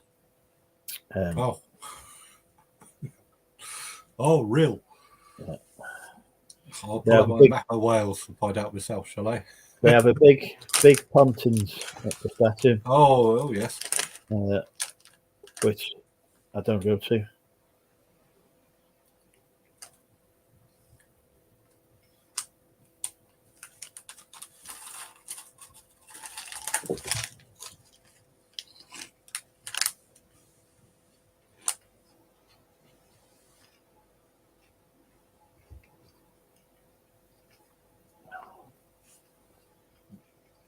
Sorry, slightly distracted by. Yes. Anyway, yeah, they got big pontons at Prestatyn, but the last time we stayed there, honest to God, the amount of bodily fluids that run the roof, the ceiling of the accommodation was unreal. So not. There was a murder, was there? No, it's just fucking something. Different bodily fluids. Oh no, there's definitely some blood up there. Oh. Yeah, it wasn't good. Where's Kathy? Not sure. Polishek's in. Hey, Polishek. Imagine the guest. No, I rent out a room, Erin. I rent out a room. Has anyone got a number for Amazon Seller Central? I have, Rich. It is 9. It starts with 9. Then it's a 9 again.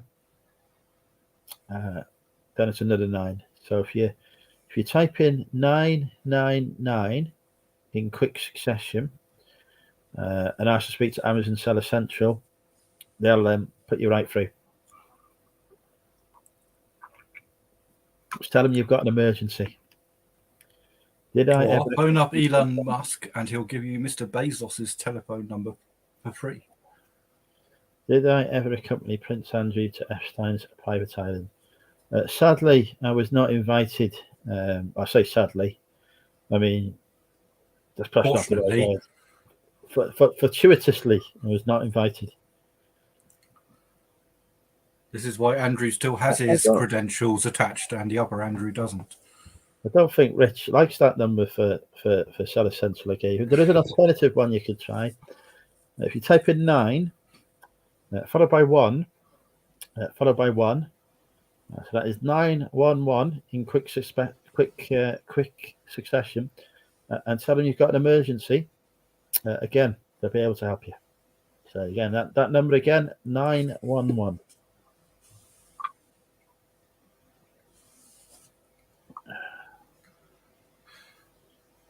Tess Davidson's. Yeah, is that where the Haven Park is? I think that's the Haven one. That is, John. If I remember correctly, I could be wrong, but that might be where we go.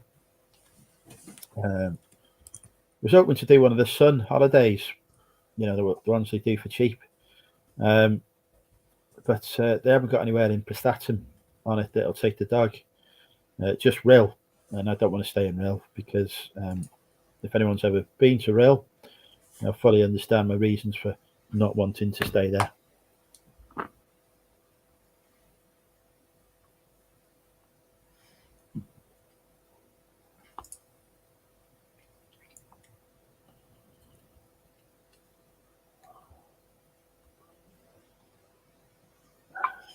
Apparently, to contract the seller team at Amazon, you click on the contract seller support button.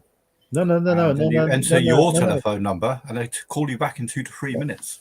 No. You dial 911. Dial? Is that like that? Dial 911. Everyone do it now. Everyone dial 911 now.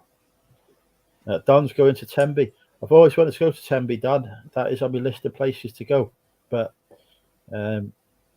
I've never. I've never been in a position where I've actually been in a relationship with somebody long enough to get them to come to Tenby with me. There's a car boot and mill. Yeah, but I found the number. Prestatyn is literally 4 or 5 miles away. I'm not missing out on the car boot by going to Prestatyn. Don't worry. It's down the road. Hang on. I will. Rilla's an offshore. I used to have an offshore wind farm when I was in Cleveley's as well, Martin. That they built. I watched them building it. It was quite impressive. This massive ship coming to lay all the cables for it. This is a number I've acquired. I'm not sure whether it's valid, but is it 911? There is a 1 in it. There's no 9s. There's 3 8s. Is it 118? It's 1-888-280-4331. Right. Just try 911.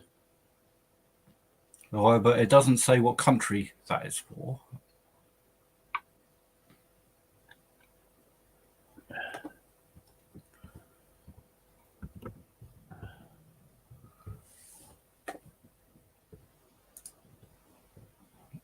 Amazon's not a selling platform I've ever been desirable to want to sell on. I've heard stories.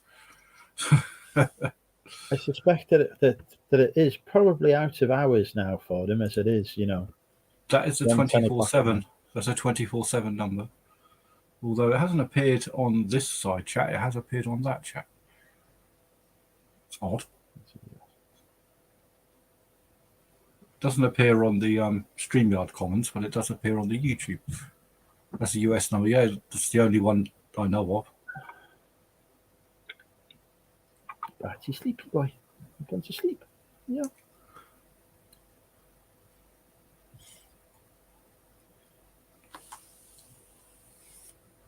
Look, we're just trying to get Rich to ring 911, aren't we? We're not trying to get him to ring some bloody number in America. Is that not illegal to phone up? Anyone buying the new Greg stuff from Primark to resell? There's none of them. I've checked the list of where they're selling them because they consider it. But the closest one to me is Telford. Rilla's a wonderful destination. My earliest childhood memory of being on holiday is of playing in sewage and mud.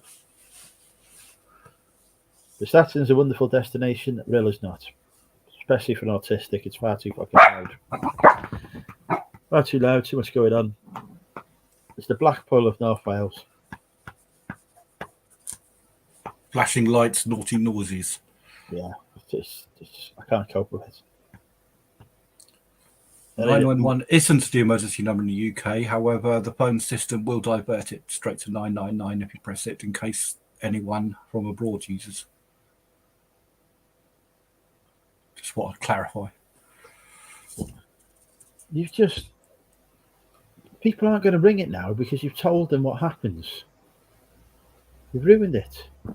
Somebody was going to ring 911 then, and we was going to swap it. They'd get prosecuted. You can get prosecuted for misusing.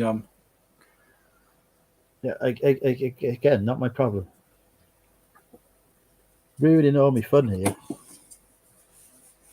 What you should have done is found a number of someone you don't like very much and given them their private number. Oh, do you want my number for my ex? Yeah, so that's Amazon support, isn't it? Apparently now. Hang on, I'll look it up for you.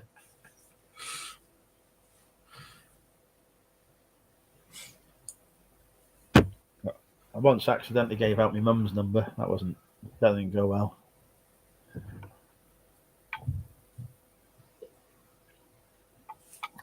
But yeah, to answer your question, I'm not buying the Primark stuff to sell on.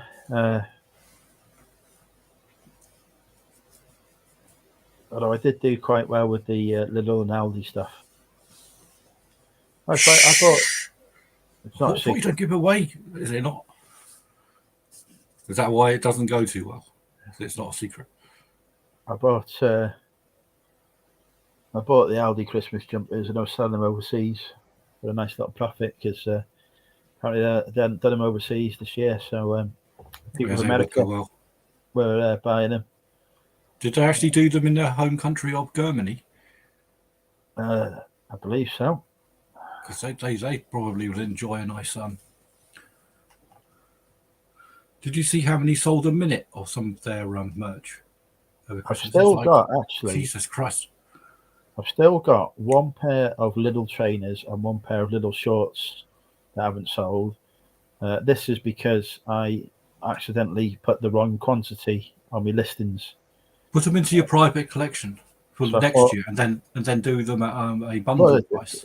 They're just listed now, aren't they? They'll sell when they Oh, sell. fine. Well, they £39. It's tried 911 10 times and it's engaged. Before I realised the opportunity, I walked past thousands and thousands of those.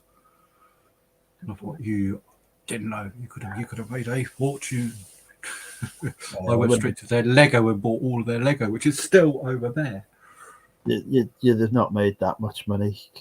It's like anything else. It gets bought up by resellers. A couple will get lucky and sell it for a good price.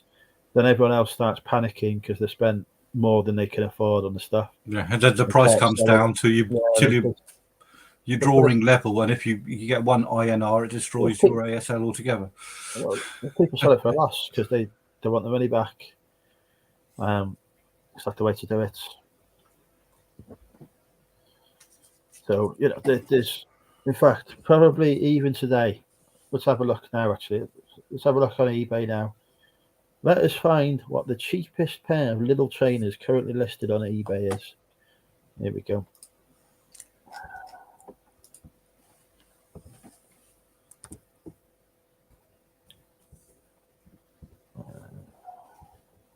Does the screen share come up? Because I can't see. It has. Little trainers were what, $7.99 new? I think they were. They weren't expensive. $7.99, right? Current pair. Right. If we go and buy it now, because there's people selling them on bids here, with 99p start. Which I could do with mine actually. Lowest pair's 18 quid. Still not bad. Lowest pair 18 quid. So you're breaking even there. What did they what was the RRP when they came out? I said I think it was $7.99.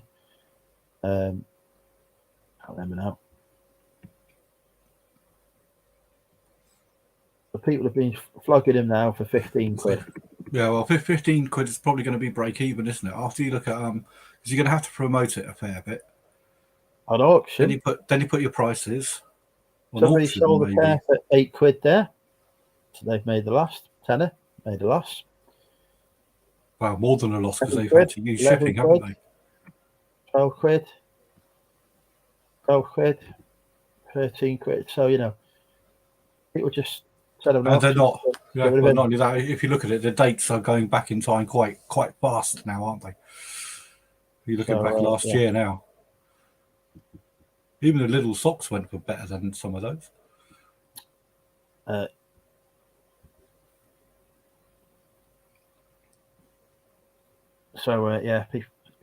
People just get desperate. I've got stock that I picked up that is sold this week that I picked up over a year ago.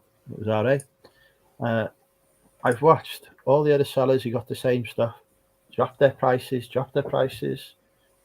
sell out, and now are commanding the market again because they've sold out. They've sold it for a loss. Yeah. People, it's still in demand. That is one of the things to do when you're doing your research and you're looking at people that have got them. Is even if someone's selling at a low price, look at their stock level, because if they've only got 1 or 2 left and you've got 20, it's still worth listing them because once those 2 have gone, you're next in line. Yeah, people go all in the RA. They spend hundreds of pounds. Yeah, you got to be careful because if you sell half of it, and you have half the stock left, you're going to eventually just draw level. You're going to have a large profit and then a large loss. I didn't just sell mine on eBay. I sold on other platforms. I saw it, and I didn't go for the prices people were asking for. I went for a bit that basically let me double my money. So most of it was gone in 2 days. Sorted. Like I say, I've got 2 pieces left that because I didn't count right. So they've not sold. But even if they sold for 99p free shipping, I'm still in nearly double my money on the whole lot anyway. So I'm happy with that. Once you're in profit, it's fine. I think the last RA I bought was those pull-up panties for toddlers that are like training nappies. Apparently they go well. And one of the Sainsbury's I was in was selling their entire stock 50p each. So I literally cleared the shelf. And they sell for about £7 each. And I think I've got only 2 of those left, which I might have to just readjust the listing. It was a multi-listing that's now virtually empty. It's got like one colour of one and one colour of another. I might have to pull the listing and just relist both of them for a tenner or something, for 50p each, for Christ's sake. I made a good easy £50-100 out of that straight away in one day. When it comes, the thing is, RA is always, everyone says, yeah, do this, do that. But you don't always find a good RA deal often. And if you do, you've got to try and figure out, has anyone else seen it? Otherwise, you're just going to enter a flooded market. I don't go. I used to do clear the shelves on the RA. I would literally, I'd go in there. If it's ridiculously low money and you can't lose if you sold just one, then it's fine.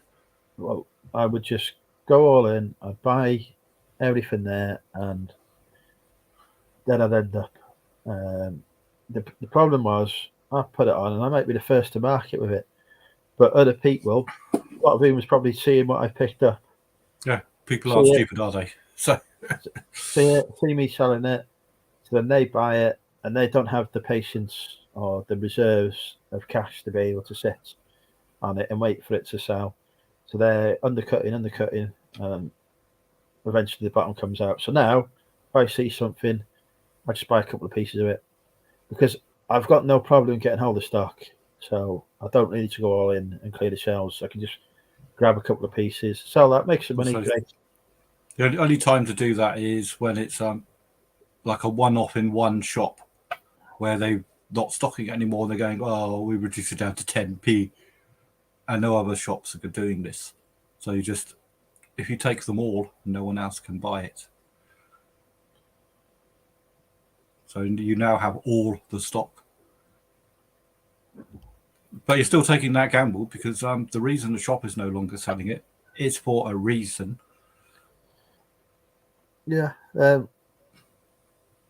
Luckily, because I work in merchandising and I am privy to all clearance stock prices and Christ knows what else, I can normally find it. All I've got to do then is work out, is this countrywide or locally? So if it's countrywide, then every store in the country will have exactly the same on the shelf. So there was at the moment, Sainsbury's are moving a lot of their general merchandise into their Argos stores. So they're clearing down their GM range, because it's otherwise you're just using dual space in the store, aren't you? What's the point of that? So they're clearing that down so they can expand their grocery range into the floor space.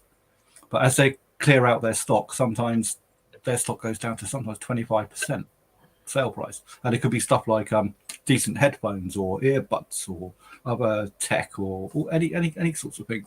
Speaking of Sainsbury's grocery ranges, did quite well with some of their pasta not so long ago. What, reselling it or just buying it for your personal use? No, reselling it. You could sell pasta? Not fucking anything. No, I was just thinking, pasta doesn't cost much anyway. It must cost a lot to ship it. They have stuff that is... unless it was Star Wars shapes, then it'd probably sell well. No, they yeah, you get, it's the same as anything. You get some branded shit, you bundle it together, people pay money for it.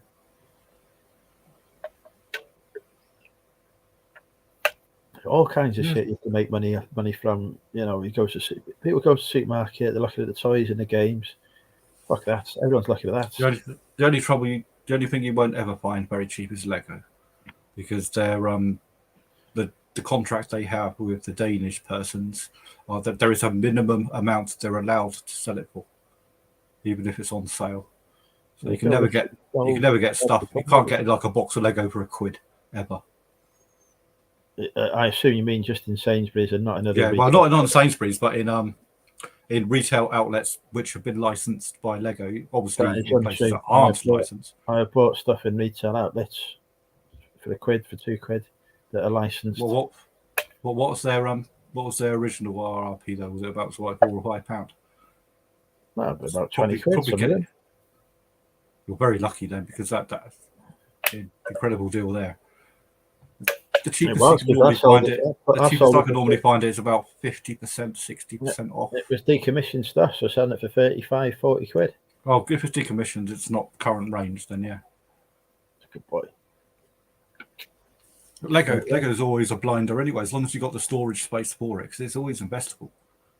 How much am I paying between the cowshed, 2 offices and storage units? Dave, I gave up the cowshed years ago. And I haven't got any offices. He rents the office out to his lodger. I've got one unit and a shipping container now, because I've had to rent out my spare room. If you look actually at me costs on storage and you take into account the money I'm making here, I am probably spending about 50 quid a month on storage. That's not bad, is it? Say £2 a day. So £2 a day. And you're talking for that. One sales profit a day. And that's for nearly 800 square foot storage. So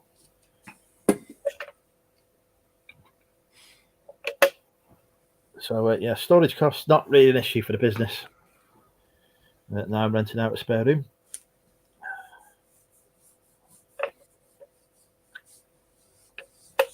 That's a good boy. Yeah, the unit isn't 50 quid, it's costing more than that, but I'm taking the cost of having rented out a room off the price of the unit.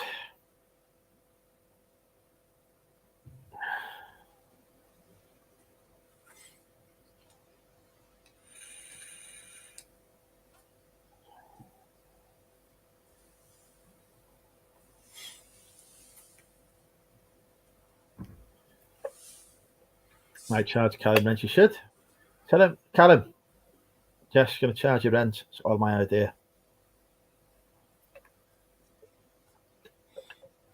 Yeah, the actual cost of storage, over 400 quid. Actually, I should probably take off a contribution to bills, so it's probably more like 100 quid.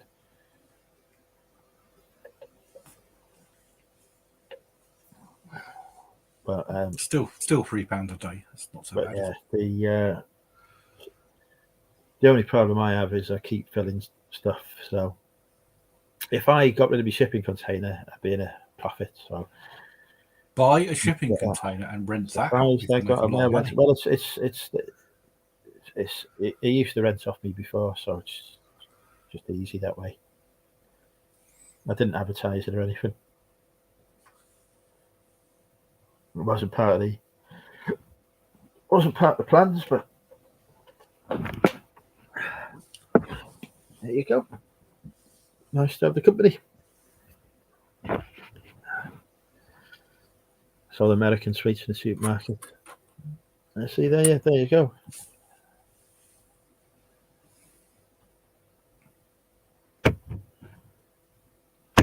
Yes, your accountant has pointed something out. All under rent a room, whatever. You can handle these things for me.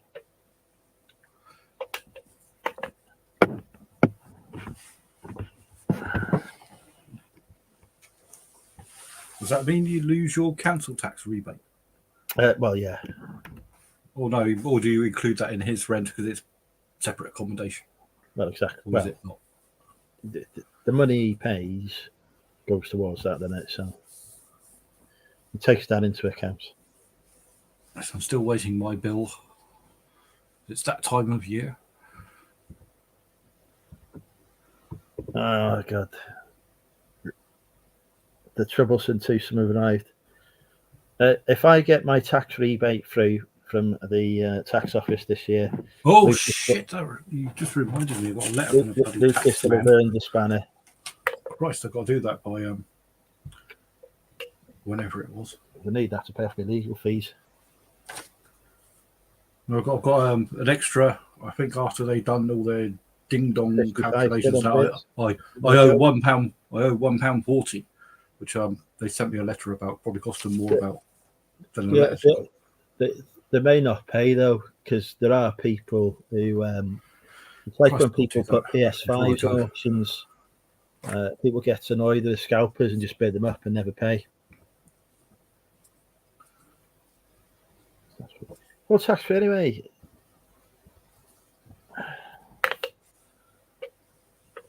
I'll tell you, Chrissy, if he gets me a big tax rebate, he gets a spanner. That's how it works. Kickbacks. Well, Prince Charles is up for some of this, isn't he? Spanners for cash or whatever. Honours, that we have to be very clear here. We do not want to upset anyone connected to government or the monarchy. One of the charities that Prince Wales is associated with, former employees, has been offering out honours for donations, completely without the Prince's knowledge or authority. Let's just be completely clear on that now. Yeah, not. Let's hang him. Hang him. Don't be sacking me. For fuck's sake, you get me sacked. Can I also get not if you're renting your room to your husband, Jess? No.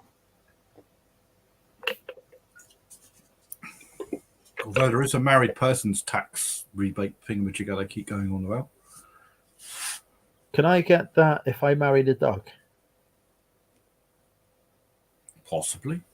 I don't Lucas, know this is a point. Luke. Okay, we need to ask an award-winning accountancy team now. What tax deductions can I make for the dog? That is my question. What tax? Because he is part of the YouTube channel, so he is, generating income for me. But is he part of the title name? Yeah, spending money on his food, particularly vet bills, and other costs associated with him, like toys, because he's breaking those all the time. Bones. Oh, I've said the word now, haven't I? It's time for you to go to bed anyway. Go on. It's time for you to settle. Go on, settle. Settle. That's sitting. Barty, settle. Settle. Settle. Settle.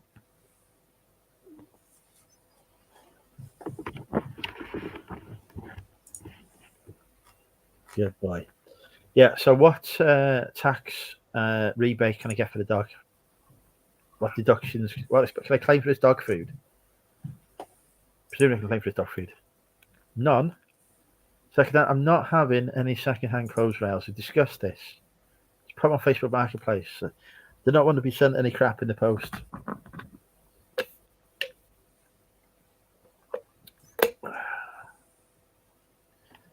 We got the cats at Express and not even been able to get into it. Not even the ones at Vets for Pets. He's with Vets for Pets, aren't you? We've got a monthly subscription. We pay monthly for you, don't we? Yeah. Get a monthly subscription. Yeah. For your bills.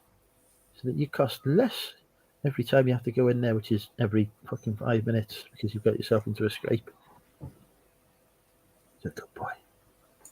He's a good boy. Yeah. Yeah. How much money do you cost a month? You cost a lot. Lots. You do. You're very expensive and you're not in the budget. We pay cash in hand for you, don't we? Because our accountants can't get ourselves big deductions. Not even Vets for Pets. That's amazing. Everyone's got pets, though, haven't they? That's the thing. The first lockdown hit, and everyone was getting a pet. So, obviously I got mine beforehand because, Forward thinking, as always. Yes, I got mine beforehand. Yeah, there's no way to speak about your wife. This is true. I was just looking at your seller feedback. You're only 77 away from 3,000. Yes, I had over 100 positives in the last month. People obviously got nothing better to. No, they get like 40 or 50 a month. So I've actually I've sold less stuff last month than I do normally, and yet I've got more feedback. I'm on 2 off 1,500 at the moment. Although they won't give me any nice coloured stars until I get much higher again. Have you noticed that I've got more listings active than I've ever had? You're on 1443 at the moment. That is incorrect. Oh, you have more. Maybe No, it's 1441. For some reason. Oh, of course you're sold to. Well, but for some reason though, the number that it shows is always different. I think it's those. I think it's listings that drop off, but haven't dropped off. They're just not visible to me, but they are to buyers. But yeah, the account will tell me that if I look at my store, it's always a few listings out.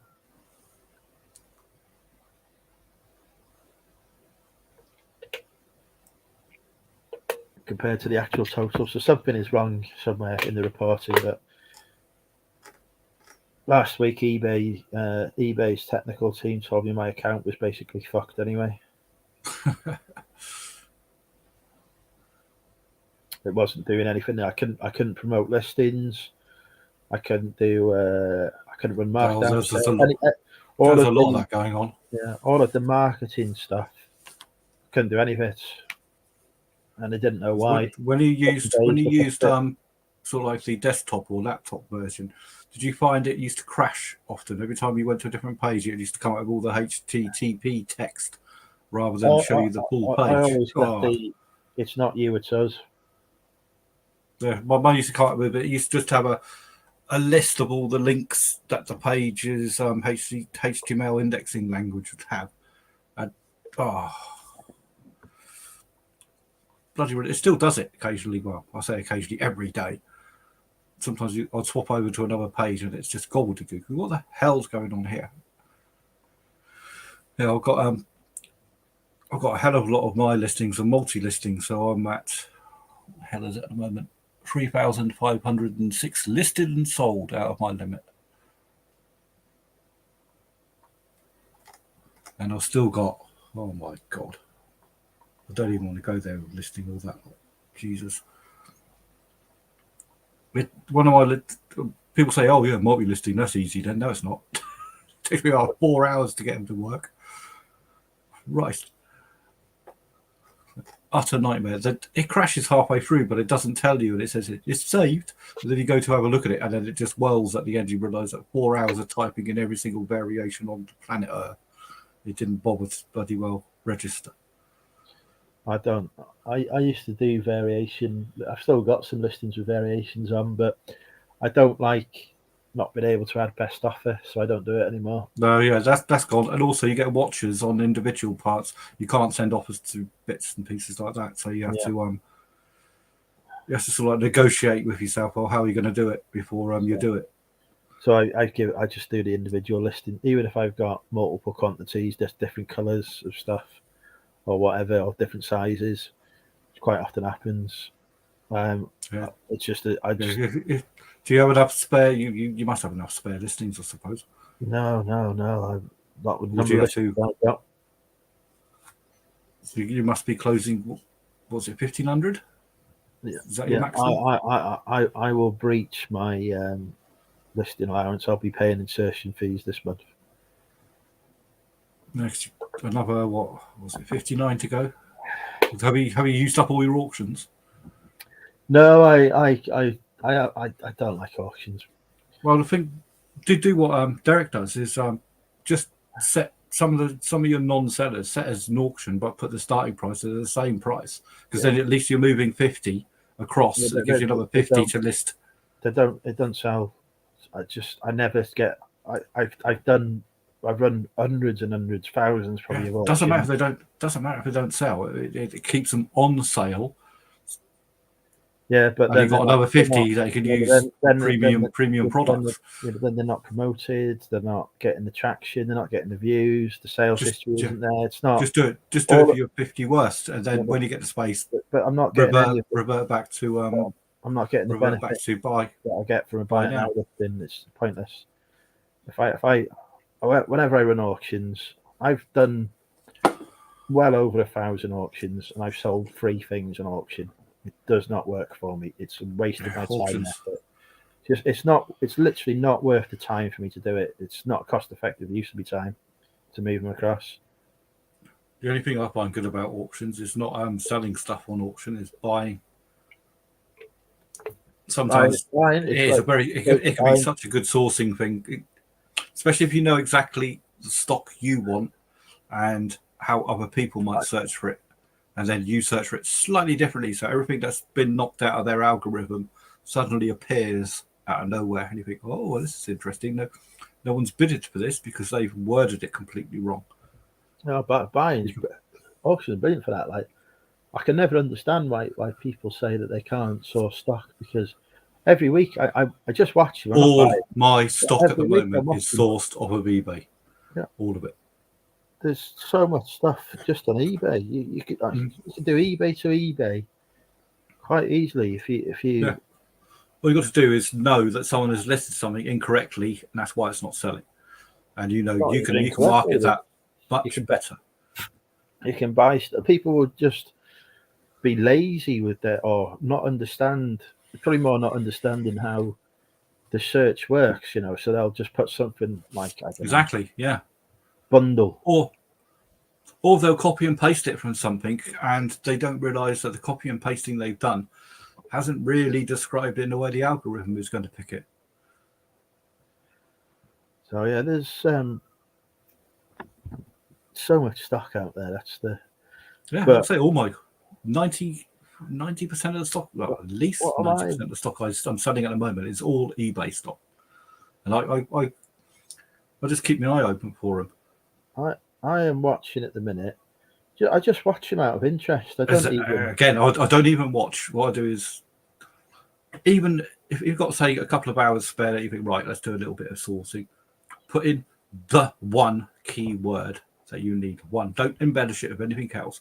Just the one keyword that you need, and then just go through it. It's like if you're doing buy it nows, then you always go from just listed onwards, the earliest listings, newly listed, just in case something pops up quick, you can grab it quick before no one else sees it. Same with auctions. Always look at auctions that are about to end on one keyword. See if you can pick them off right at the very end. You can make a killing. And of course, as we all know as sellers, eBay is on the buyer's side. So if anything goes tits up, you're covered. Yeah. Well, I'm watching. I've got 4 auctions I'm watching at the minute. So on occasions, I'll have about 200 or 300 I'll be watching, and then I've got to do the after boring bit of trying to strip it all down so that it doesn't swamp what I'm trying to keep a bloody eye on. But no, I've learnt me. I used to get source a lot off the eBay, and by and large, it's good. Because you get stuff for peanuts, but you end up, because the stuff I watch on eBay, I don't watch individual items anymore. I'm looking for big job lots. Yeah, but same as it's a lot easier, because from the seller's point of view, the cost of posting is their big issue, same as us. So I try to look for something that is high quantity for low price, low shipping, or look into their store, see if there's any other shite they've got knocking around. If you find someone that doesn't know what the hell it is they're selling, there's a very good chance they don't know what else they're not selling correctly, and you can go in there and quickly send them a message so you don't get any arguments or conflict. Quickly send them a message, say, if I buy certain things, do you do combined shipping, just to make sure they damn well do, and then you can sort of like negotiate a deal with them and say, look, I'm going to, in that case, if you are doing a combined shipping, that gives me leeway on all your shipping costs that I see. And I will now do a blanket sweep through all of your auctions and put in higher bids, which they're happy for. And they're happy that they only have to ship to one person. The amount of times I've done that and picked up hundreds of pounds worth of stuff, which would have cost probably another £100 on top if it was all separate. Right. Yeah, I agree, Richard. I think I find as well if if you list stuff in certain categories, some of your older stuff will go as well, which is even better. So I've sold stuff. So I've listed quite a few computer games last few days. Some of my older ones have shifted now as a result, and some of them has gone. People going through and looking to see what I've got. So they're buying 4 or 5 items at a time, which is brilliant because I'm saving on the shipping, and I can send the stuff tracked as well because it's a big bundle. So it's yeah, that's exactly the same sort of plan that I do. Is anything under 20 quid, I can afford not to send it tracked because you're going to expect stock shrinkage from any selling platform with shops, whatever, aren't you? So you have to work out the barrier. I know I think Chris puts his barrier at £10, doesn't he, before he doesn't send signed at least. I put my buying at £20 because that's my natural barrier because I still use Top Seller program. Not that it actually draws in any. They say, oh, you save 10% on your fees. Whoopee hell. That's 10% or 15% or whatever is 1.5%.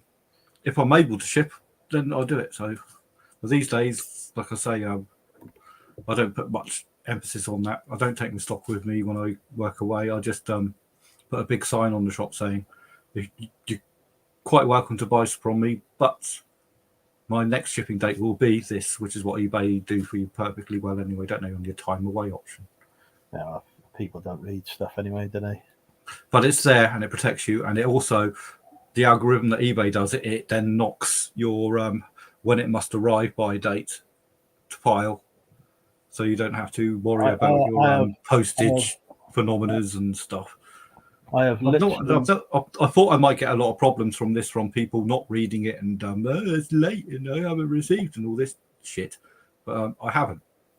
The only INRs I've been getting are still I had one INR this year which did eventually arrive after about a month, but I've got one INR outstanding at the moment which I've asked him to text me today, which he hasn't done.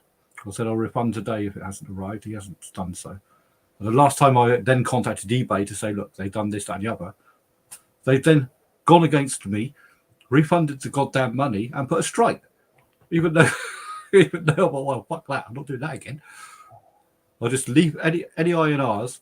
I message them and say, look, give it a week. If it hasn't arrived, text me, or well, not text me, message me. I'll settle it. I'll send you another one. I'll refund your money, whatever you like. Just do that. Some of them just they receive it and then they just don't close the case. But I haven't really found that to be a problem after I realised that if you then yourself go to eBay and say, look, the case hasn't been closed, I've already given these options, because they will still close it against you.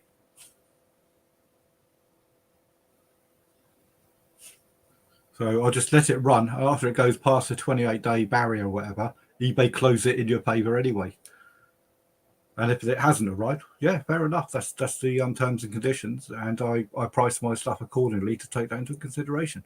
As you would if you had a standalone shop, you take shoplifting into consideration. The price is reflected. And anything over 20 quid, send signed or better. Some form of tracking covers your back, doesn't it? So, well, it's just like fucking Hermes deliver fucking boxes and fucking stamp on them with a fucking heart, like a fucking herd of fucking animals. Double walled all the way now. I've had enough. It's like even last year. I mean, I used to sell a hell of a lot especially when I was doing Lego and stuff. I used to sell a hell of a lot before Christmas, but the INR rate was incredible.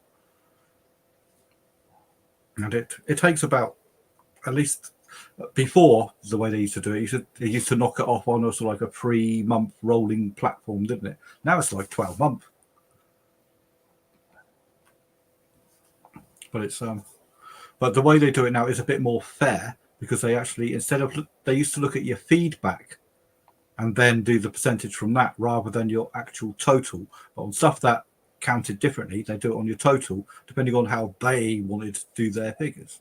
But now they think they standardized it a bit better. So I think I'm down to exactly 1% late delivery rate because someone said it didn't arrive on time.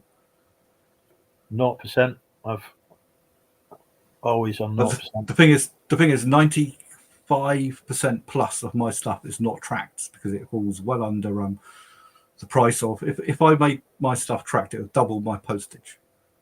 But if I took all of that into consideration, I could have £100 item go missing a month and it'd be cost effective still, and I don't.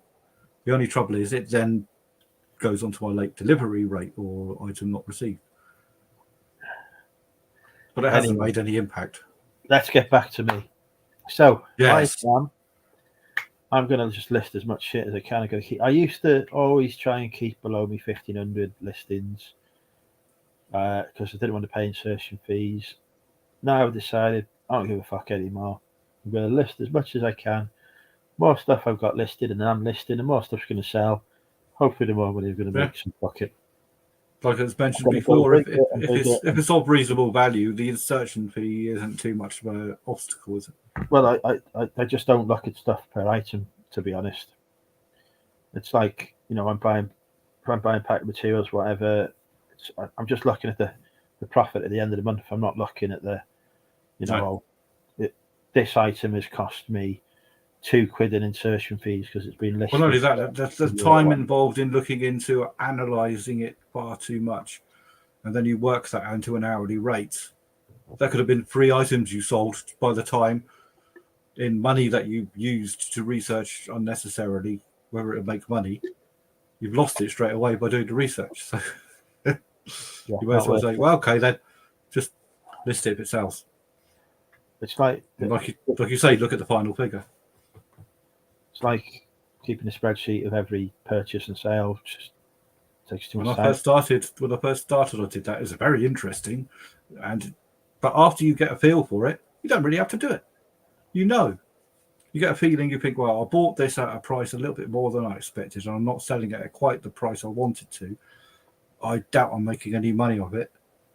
I am clearing them, but I won't buy them again. It's simple. How long does that take? 5 seconds. If you buy something that was really cheap and they're flying through the door, buy more of them. Oh, took 5 seconds. I'd still like to reach the position though where stuff is selling within at most 3 months of being listed, but I don't think I'll ever hit that. Typically won't. No, typically won't, because there's always going to be a difference in what you think is going to sell and what the market actually does. Because they're a strange bunch, these buyers. You always don't have enough of everything that sells, and plenty of the stuff that no one wants. There's stuff I listed this week that I was really in 2 minds about whether to bother listing it, because World of Books or Music Magazine. Yeah, well, selling it. Let me finish. Selling it for an amount that I can't compete with, and I've listed them anyway. It's only 3 things. I've listed them anyway. All 3 of them are sold for nearly twice the price. Well, I've been looking similarly at that sort of thing, and again, if you just went blindly by the price that they're doing it, you'd never bother putting any listings up, would you? But some people don't like buying from these sort of like larger groups because maybe they don't trust the quality of the stuff that's going through. If you look at the way their listings are done, they're all blanket listings, aren't they? And they're all we have the product, press the button. We have the product, press the button. They haven't been personally looked after or looked over to see. They haven't put that product's actual photos up or anything. If someone wants a particular book and they've got a collection of books and they're missing one, for example, and they want a nice one that's going to match the rest of the set they have, they'd probably look at a private seller or a business seller that's not Magpie or World of Books in order to make sure they get the product that they actually want for that extra couple of pounds. And that's the sort of market that's easy to target because they can't. If you just want the book because of the words in it, fine. Go to all these cheap people and all that with a ripped cover that they didn't declare or whatever. But you come to someone that just, sell some books and they've looked at it and they've given you 5, 10, 12 photographs of it. I've got to say, I'd pay a couple of pounds for that on top. I've bought stuff in the collection there off World of Books and Music Magpie. It's always been okay, and actually their packaging. They won't sell you rubbish, but it depends on the quality. That some people do like to buy something that is really nice, don't they? Yeah, so as I was saying, that their packaging actually is better than mine. They can use proper book mailers, which I can't afford because they're buying them in fucking vast quantities. Yeah, quantities you can't afford to make the so they're paying pennies, or possibly less than pennies for their book mailers. I've got to use a fucking normal box because the price that I'm being quoted for them are like adding an extra 50 or 60p to me packaging on top of what I'd be paying by using a box. I can't do it. Packaging is becoming a problem. I've noticed the price of packaging is going up, even in moderate quantities. It's like I used to buy, 1,000 hardback envelopes that you can use for sort of like large letter and stuff at a time. And if you do it that way, I was able to source them for about 8p a time, which they're good packaging. You know what I mean? 8p a time's not too bad. It's been creeping up so fast in the last year that you look at it, it begins to cut into not being able to bother doing it. 90% of the packaging I use has gone up by, I would say, almost double. It's going up really quickly. I'm looking at stuff. So now, even though, I'm buying it now because I know when I look at it in a week's time, it's going to have increased in price. Yeah. It's like these things. I used to buy these by the box for about, 35 quid a box or something. Now you're lucky at 55. Yeah. I think, what? It's only bloody... Right. As soon as eBay have got a packaging supply over 20% off Cody coupon or whatever, or promotion they're doing, join it with eBay, I'm straight in there buying it all because there's one contact I was talking to, what was it, last week? I bought some stuff off him privately for a Facebook group, and the packaging that the stuff came in probably cost more than the stuff that I bought. It was immensely good packaging, and when I got back and I gave him some personal feedback in case he wants to pass it on to anyone else who wants to buy. I said, your packaging's incredible. What the hell? And he says, well, it helps that I work full time for a packaging company. So obviously he gets hold of it. Have a look at some of this stuff.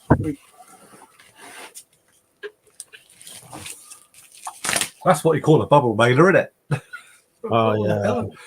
And everything inside here was all in gold foiled resealable bags, which he didn't take the seal off. He'd literally folded them over and put a bit of sellotape so they're completely brand new. You could use the packaging he sent me was worth more than the bloody product I bought.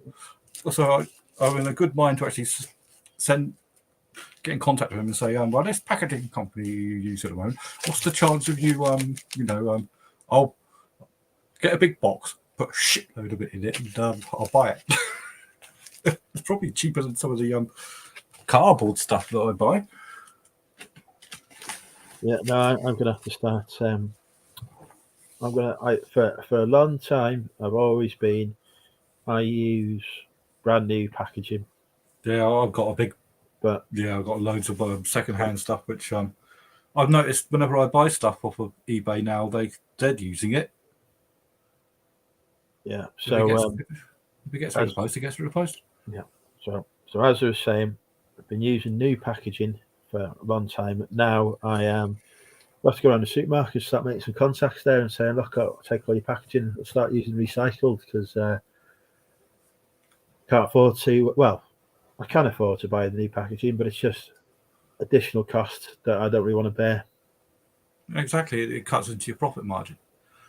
And if your profit price or your price goes that bit up and everyone is still down here, you're going to lose the sale. Or No, just I wouldn't continue to lose. No, so I would just lose margin. And I think I'm doing pretty much the same. I've still got a titload of brand new stuff to use up. There's every decision I make for the business is about time. Because time is the most precious commodity I've got. Because I always think in terms of the time I've got can be spent listing. I make more money by listing stuff than I do any other part of the business process, other than actually packing it up and shipping it to the customer. So I want to devote as much time as possible as I can to listing. I want to improve the shipping process, which I've done, so that's quicker as well, but that's separate now. Right. So I've always looked at, well, if I order stuff, if I'm not going to the supermarkets, trawling their cardboard, bubble wrap, whatever, that's saving me X amount of time. Great, I can put that into listing. But now the prices are so expensive for the packaging that it's more cost effective for me to go and scavenge. That's the tipping point. Every decision in the business is, how much listing time am I losing by doing this? Because I can list 10 things and make far more money in that time, so I'll list 10 things instead. But now, not necessarily in that position anymore. I got to go for a toilet anyway. Yes. I've got to accumulate some more alcoholic beverage. I'm not sure where I'll put them.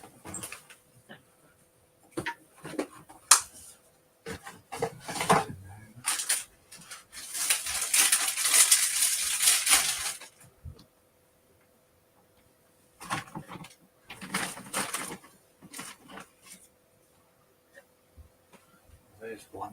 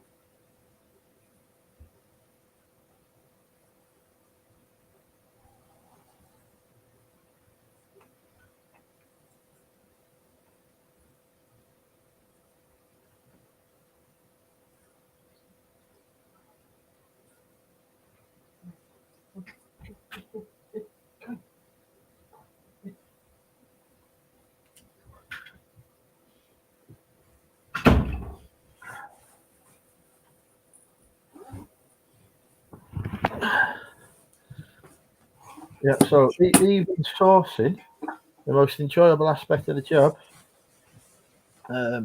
takes too much time now, so I only go 2 places now. I've streamlined even my sourcing. Yeah, most of my sourcing's eBay now. So I can go 2 places, pick up 100 things, and I might go to another 5 places and pick up another 10 on top of it. So I just go to the 2 places.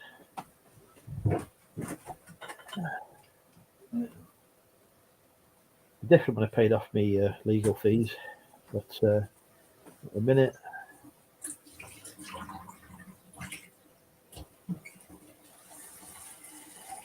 got to devote the time. Yeah, big time cardboard supply issue at the minute, Richard. You're right. But still plenty of free sources of it, fortunately. Yeah, the price of cardboard. If you've got a cardboard recycler near you that pays by the kilo for it, going up and up.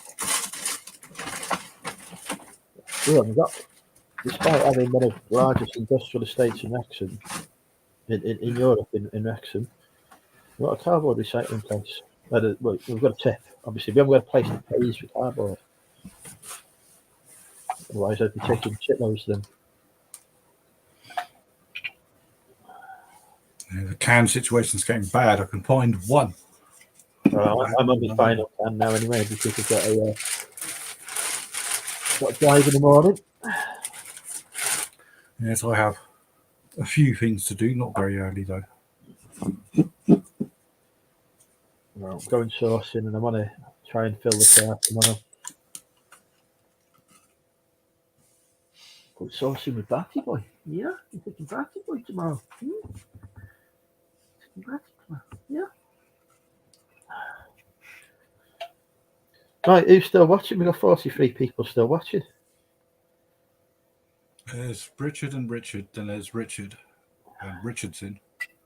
Mr. Payne's in, and Richard.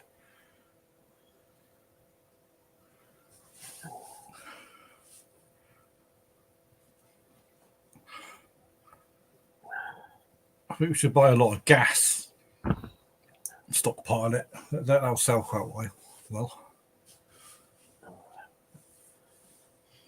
There appears to be some stuff on the global stage which might push that price up quite Let's considerably. not talk about work-related issues, Christ. We're enough of talking about that situation all day today. We're doing it again. We've got Richard and Richard in the chat so far on a Richard count of 2. Ooh. I've got 2 dicks so far. Ali's there. Hello, Ali. I don't think I said hello to Ali tonight, actually. So, good evening, Ali, tonight. Good evening tonight, Ali. No, maybe I dropped it. Good evening, Ali. That's what I want. There's no need for the word tonight in there. That's just like extra word that is completely unnecessary. Like the explanation. Yeah. Victoria's not a reseller. I didn't know that, Victoria. But well, here is our moment to get to know Victoria. Victoria is here now. The spotlight is on her. Victoria, how old are you and where are you from? There we go. And what would you sell if you were a reseller?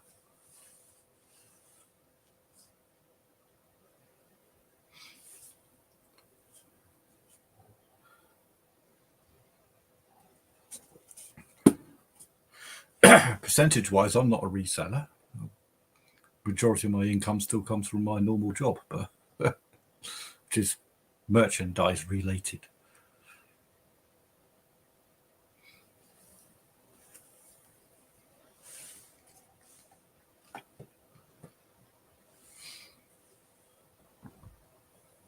Victoria's gone quiet now.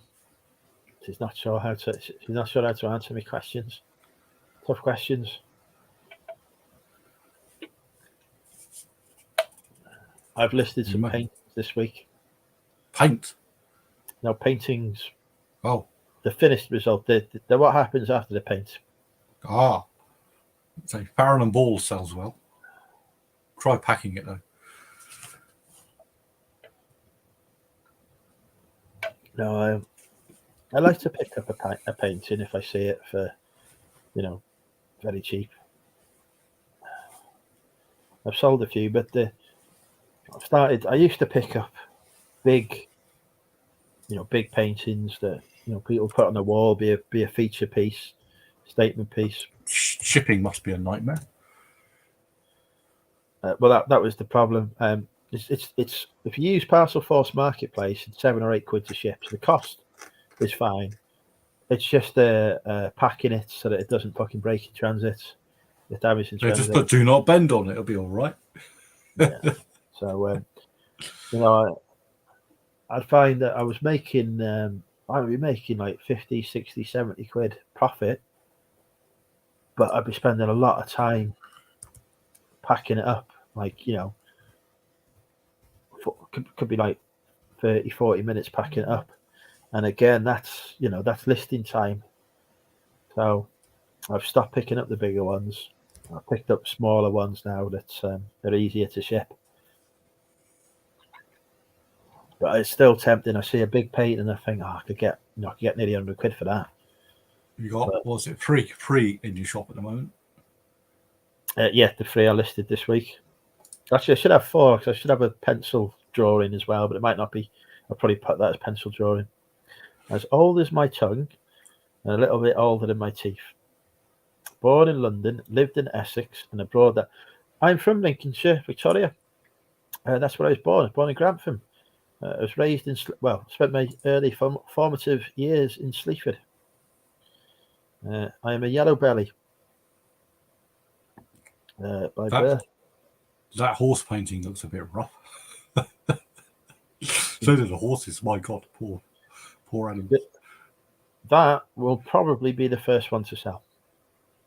I'm just seeing who the artist is because one thing you may not know about me is I know a hell of a lot about horse paintings because one of my good mates is actually an artist specialising in horses. Alan Langford. He also does the artwork for the Fighting Fantasy books, which you may or may not have seen resellers making lots of money on at the moment. I also have artwork of myself by that same artist. Very nice. But this particular painting, he would look at it and go, I'll have to give you some lessons to the artist. But I'm trying to see who it is. It's off the road from You're not in Heskinson, are you, Victoria? You're not my sister, are you? Under a different name. Because this would be quite embarrassing.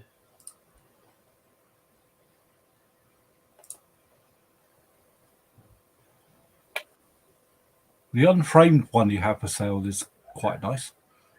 Yeah, that should go fairly quickly. The only issue with that is it's got some marks on it, which if I had any artistic skill whatsoever or knowledge, I could probably get rid of. But no, don't ever touch a painting unless you know exactly what you're doing. Because I will leave that to the potential purchaser to deal with. So there are framing services which people when they buy a painting or something that has a frame, unless it's a particularly good frame, they're more than likely going to reframe it anyway. But that's a nice paint. That was only £2 that was in a charity shop that's normally very expensive. You're not going to lose out of that. The other two paintings cost £1 each. There's not too much damage on it. Like you say, around the top, that looks like if it were to be framed, that is in the border of it. There's a couple of marks. Nothing substantial. Yeah, which is why it's still on for a decent price. That will sell to somebody. I mean, I've had tiny little shitty paintings that have gone for 40. Miniatures will go well. The wife of the person I'm talking about actually does miniatures, so I know a fair bit about them as well. But some of their commission work that they do, they sell for £300-400. So yeah, surprised me. My dad used to do that. I got some of my dad's paintings up on the wall here.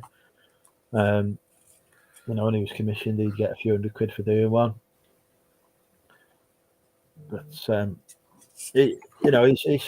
his paintings I've done, they're worth £200-300. But in a gallery, yes. On eBay, no. The whole reason people is going on eBay. Possibly they might be because some people put them on there not realizing the value, and there will be people that want them. Never say no. It could be, but generally not. You would be better off finding an outlet that specializes in it. But then again, you then have to pay those relevant fees, wouldn't you? So at the end of the day, it's how much money you get in your pocket after the sale, regardless of which route you take to sell. So I mean, I've got stuff I could put into auctions after commission and Christ knows what else. I'd make just as much money on eBay. Or I could put them onto Facebook groups where there are particular people that are after that sort of shite. I'd have to sell it for less because I don't have to get charged fees. But at the end of the day, money that goes in your pocket is exactly the same. After everything, it's just you just work out the easiest route to merchandise your shizzle. Yeah, I like picking them up. They're nice to look at. And when they're inexpensive, £1 or £2, I'll pick them up. But I don't. Just shipping them is just a pain. Sometimes it's worth picking up some of these paintings with frames for the frame. Yeah, I've sold stuff for the frame before. Yeah, I picked up prints before and sold prints for good money. I picked up a print in the charity shop for £3 or £4 and sold it for £40. Yeah, as long as they're numbered prints. No, it wasn't. You find a number. It's just a crappy print. But if it's something someone was looking for, they're going to put on their wall. They're not going to find it anywhere else. It's unlikely, isn't it? Unless they were in your charity shop at the time. That's the power of eBay. You buy something which someone will probably want, but it's never going to go in that shop, and you give them the opportunity by putting on eBay to acquire it. It's the whole thing behind reselling, isn't it? You put something to a broad market and make a living from it. The person that buys it obviously wouldn't have bought it if it was not the price they wished to pay. And you wouldn't have sold it if it wasn't the price you wished to sell. Which is why I can't understand why a lot of people complain about the pricing mechanisms and, you buy it and you're ripping. You're not. It's economic forces. If people want to pay money for something, they will. If they don't, they won't. That is exactly why I've listed my WWE monster truck for £100. I've got someone wants to. They'll buy it. I've got the only one in the country that's on eBay or any other selling platform. So, and if there's only one person in the UK that wants it for that price, they'll buy it. Well, if they find it, but yeah. If they want it that bad, they'll look. What's the first place you look for something that's unusual that you don't think you're going to find anywhere else? Bloody eBay. Car boot sale. Yeah, but it's unlikely you'll find it. You might be looking a long time. If you want it now, tomorrow. Yeah, no, car boot sales every time. I never pay full price for anything ever. Just don't.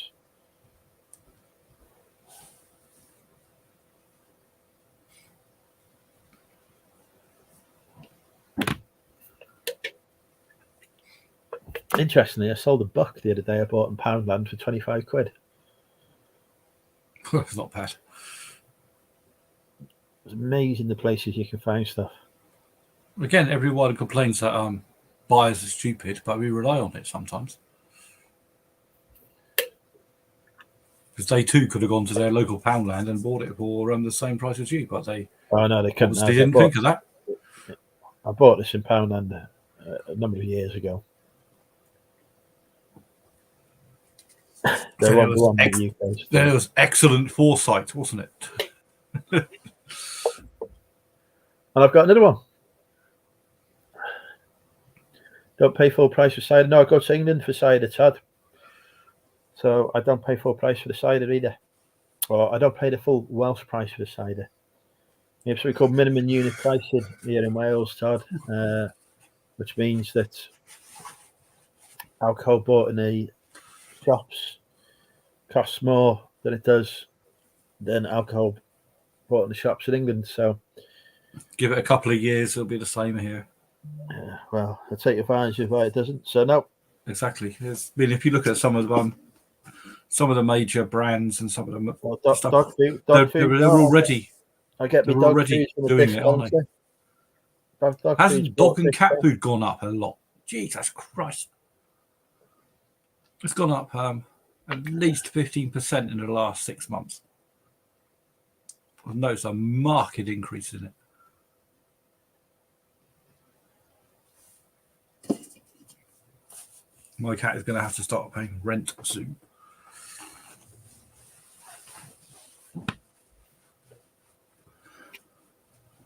But no, the only thing I pay full price for is stuff for the business. If it's for myself, it's got to be at a discount, so that's enough added. Who's a good boy? Who's a good boy? Who's a good boy? Like most of my food, I get the stuff that's approaching its expiry date, so it's discounted. Yeah, that's always good. I do that, especially for my cakeys. If I'm not going to eat it that day, bang it in the freezer. Oh, I'll eat it that day. I love a very not from any fear of it going out of date, just because I see something I like. Even my clothes, as people know, I'm a great fan of Primark. So I'll get my shirts from Primark, my colourful shirts, but only when they're on discount. I'll never pay full price in Primark for them. I always buy them when they're reduced when they're chucking them out for like £3 instead of £10 or whatever. So even the cheap stuff, I'm paying cheap prices for. And I was reading that is like a lot of people who have become millionaires. That is how they live their life as well. That they're not. Well, it's the built-in business sense, isn't it? Get the bargain. Don't waste your money. That's how a lot of people will fail. Is you pay too much for stuff and don't question it. It's just that mindset, isn't it, Barty? Yeah. But we get everything as cheap as we can, but we don't sacrifice on quality, especially when it comes to Barty. It's the finest stuff, isn't it? Although I do get quite a bit of stuff from me. Yeah, the Flamingo shirts was a discount buy. He's a good boy. You go to Primark, you check out their reduced section. I've always got reductions going on. You get stuff for £3. I've got a PlayStation official hoodie. I mean, I'm not really a big game. I've got a PlayStation. I've got an Xbox. I haven't spent the one for 2-3 years. But I bought a PlayStation hoodie. Primark, £6 it cost me. An official PlayStation 1. I could have sold it on eBay for £20. But I wanted a new hoodie with kangaroo pockets, and it was £6. So bargain. And I think they were banging them out for £12. It was like half price. Well, happy, weren't we? Very happy. And it's Primark stuff. They're going to do the greatest quality. Probably only last a year or two before it washes out. But it doesn't matter. It doesn't matter. Go and buy some more. Something different that you like in a year's time. And I've paid a few quid for that. I save a fortune. Who's a good boy? Who's a good boy? And I've also discovered that British, I pay full price for cardiologist. We have the NHS here, Tad. We don't pay for healthcare. Well, we do, but in a roundabout way. Free. Works out cheaper because it's not commercialised. Not for profit. Who's a good boy? Who's a good boy? Yeah? Who's a good boy? So, yeah, don't have that problem here, Tad. You can see the best cardiologist, probably one of the best in the world, and it won't cost you a penny, theoretically. I mean, you will have paid for taxes. It wouldn't cost you any more than you've already paid. Yeah. World-renowned surgeons. Cheapest chip. Hello, Kathy. Jess was missing you. Good boy. You're a good boy, aren't you? You are. You're a good dog. Yeah.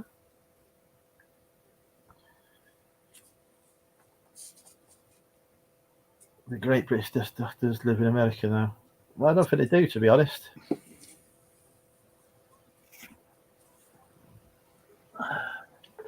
Plenty of world-renowned experts over here.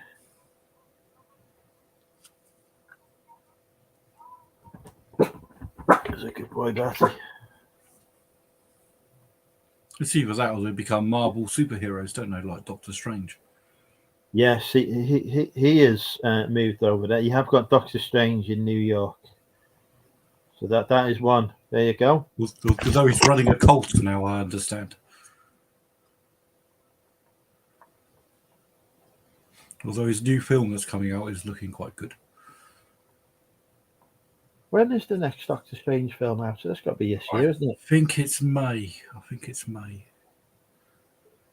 It's supposed to be the Crux film because of, like it's all going multiverse. Is this Phase 5?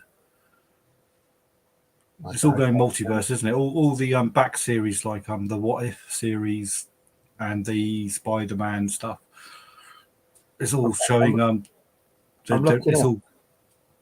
I'm looking up who has the top 10 best doctors in the world, right?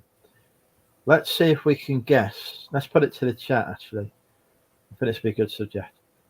Name, without looking on Google, which countries make up the top 10? So people in the chat can name a country, and we'll see if it's in the top 10 of having the world's best doctors. Do you want to name a country, Phil? You start. What are they? What's the criteria for the best doctors? Is it? I don't fucking know, do I? It's very subjective, isn't it? Well, I would say, I'm going to go for the UK to start. Okay, so the UK is on the list.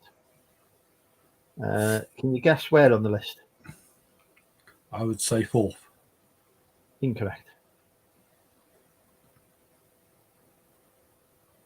Is this like Tenable? Does it go up? Do, do, do, do, do, do, do, do. The UK sits at number 2. Let's see what we've got in the chat. So we've got India. Let's have a look. India is not on the list, mostly because they've sent their doctors to every other country in the world, I suspect. So no, India, not on the list. What we've got next? Thailand. Let's have a look.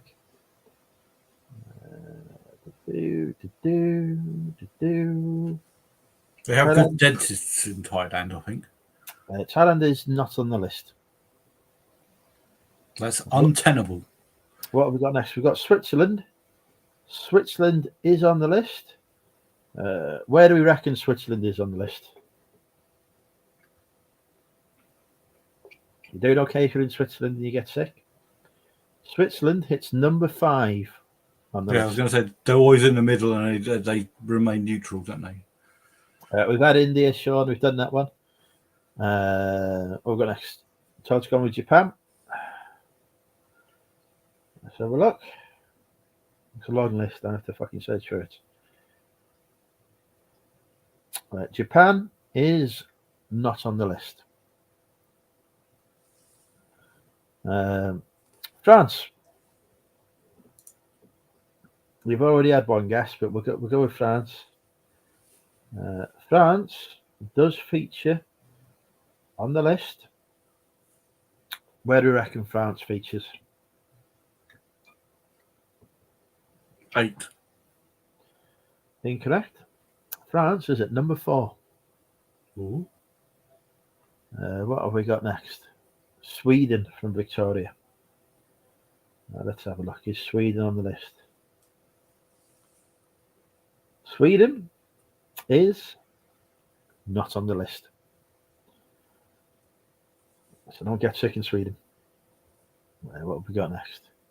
Ali, you've had too many fucking guesses. You can't just keep chucking out guesses here. Ali has gone for Germany next. Germany is indeed on the list. What position do you reckon Germany hits? It's got to be number 3, isn't it? Spot on. It is indeed number 3. Just behind the UK. What have we got next? We're going to ignore Ali's further guesses. She's had too many guesses now. Give other people a chance. Bulgaria, I'm not even looking at her. Hungary, Romania, Zimbabwe. Obviously, I'm not looking up any of those. USA, correct. That is at number 1. Todd, you'll be pleased to hear. Just ahead of the UK. But they do have 6 times as many people to look after. and a considerable commercial industry behind it. Yes. Yeah. USA does take top spot just ahead of the UK. Right, let's have some more countries. Ireland, again. Serious suggestions only, please.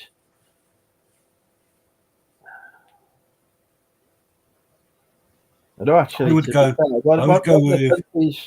One of the countries on this list, I'm very surprised by. I would go with Australia. Yes, Australia is on the list. I'd say reasonably low on the list, maybe 9. Number 8.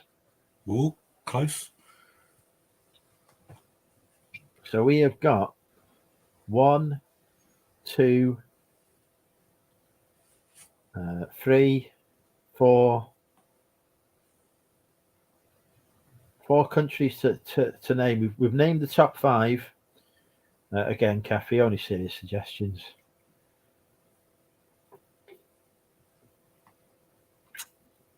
I will look up who's a good boy. Yeah. Canada. Canada is on the list. We will now allow Ali to make guesses again.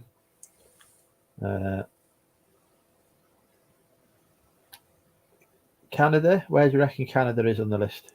I'm trying to think of the vacant spots. Have we had 6th? You're guessing 6, are you?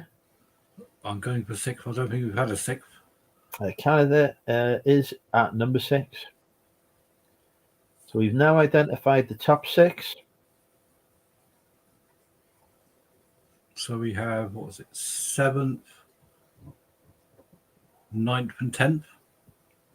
We've got 3 countries left to guess. Yeah, are they 7th, 9th and 10th, I think, from memory now?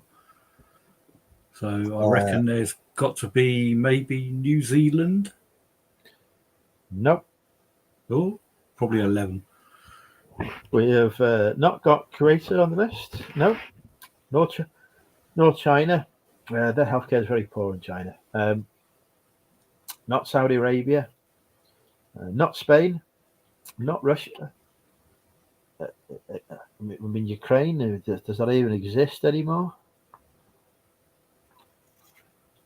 Not according to the Russians.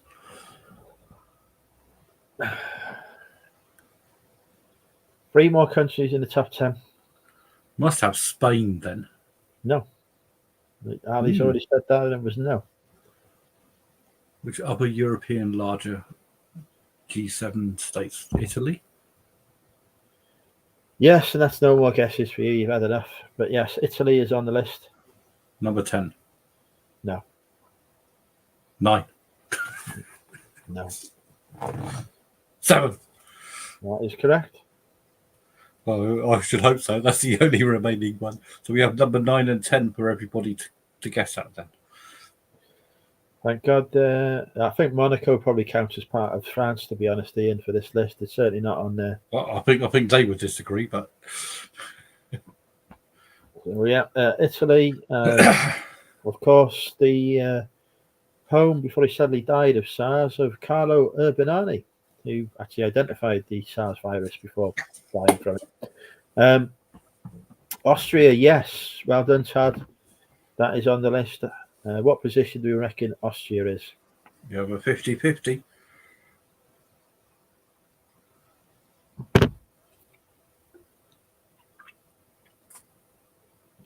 So while these incorrect guesses keep flooding in, what position do you reckon Austria is? Is either going to be 9th or 10th? Mentalist point to the person who can get it right.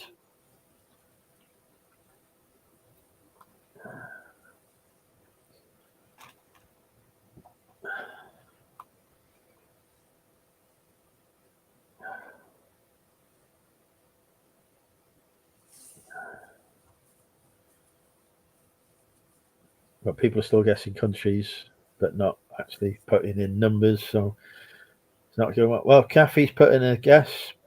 So we've got one guess on a number.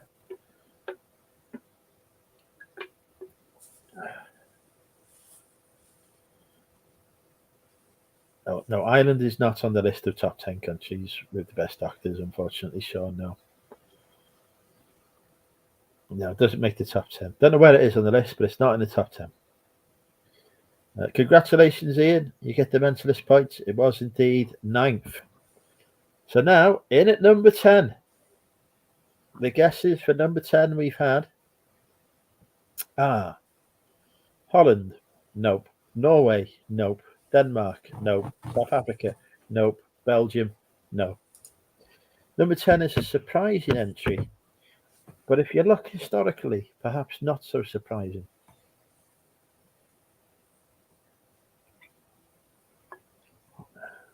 Not Portugal, no. I mean, let's be honest, if Spain didn't make it, Portugal, which is like a third world version of Spain, has got no chance.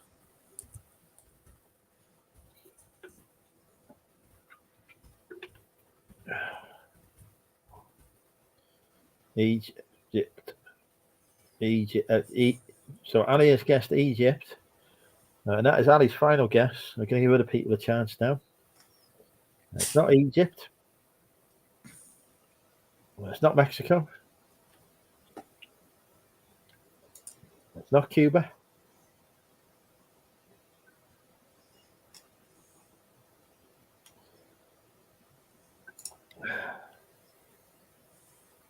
Can't believe Ireland not on the list. Get better doctors, you will be. It's a challenge. Recruit some get some Filipinos over. Yeah, I did, and I said it's not Egypt. And then we stopped accepting guesses from you. We've had Canada, that's already been on the list. Not Iceland. Yeah, the cut-off point for Ali was at Egypt. We've not taken any answers from Ali after Egypt. If anyone else has got a guess after Egypt, give them a try.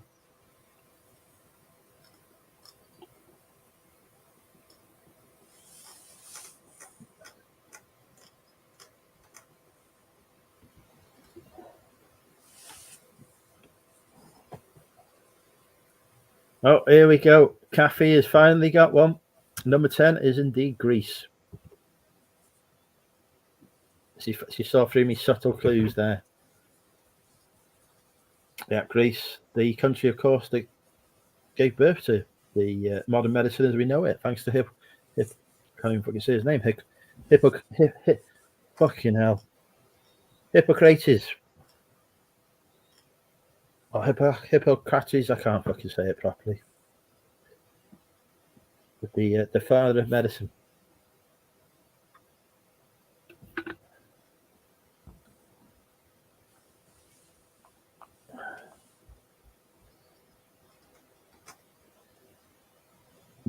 So there you go. Your top 10 was in at number 10, Greece. In at number 9, Austria. In at number 8, Australia. At number 7, the country that its healthcare system nearly collapsed, Italy. In at number 6, Canada, a country we no longer talk about on this channel. In at number 5, the place to go if you've got gold, Switzerland. In at number 4, the country I banned from the Six Nations, France. In at number 3, the old enemy, Germany. In at number 2, the nation recognised as the greatest on this planet, the United Kingdom. And in at number 1, our former colony, the United States of America.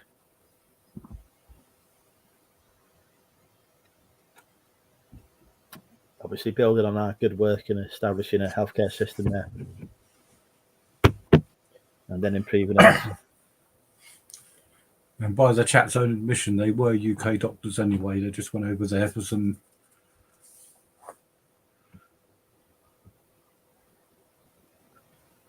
No, I suspect it's the same as over here. Probably doctors from the Philippines and India and I expect so, yes.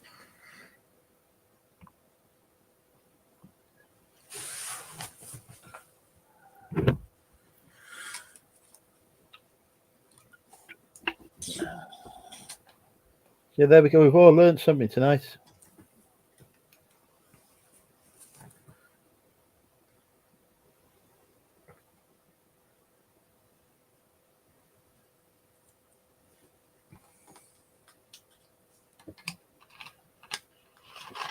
So yeah, looking at it, the Greeks have got a very famous healthcare system, very well renowned healthcare system, which was surprising to me really when you think of countries like Spain, etc.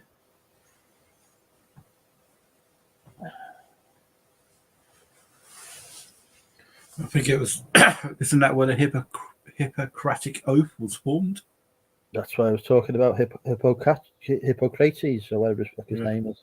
Hippocrates, or however they wish to pronounce said gentleman's name. I mean, we're never going to know really because he's dead now, isn't he? So we can always ask Bones off of Star Trek because he used to cite him a lot. Yeah, but he's never met him, has he? Yeah, but he's always mentioned how much he is a doctor and not a bricklayer, etc. I'm a doctor, not a kebab van vendor. I don't remember which episode that one was in, but we could do a top 10 of the world's best healthcare systems before I go to bed. There won't be a 10, there'll be one, won't there? Us.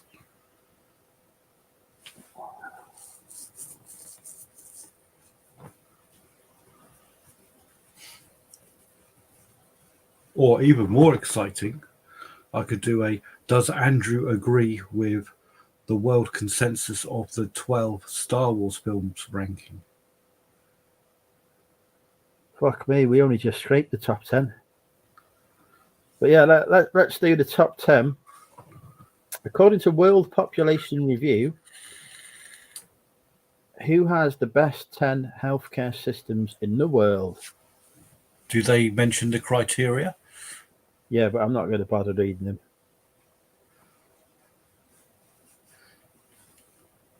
It could be best because they wear the nicest uniform. Yeah, no, it's obviously more sensible than that. Is it based on value for money or it's just the fucking survivability? It's just the best fucking healthcare systems, okay? So fucking overcomplicated. Right, we've got a guess for France. France is on the top 10, Ali. Well done. Germany is not in the top 10.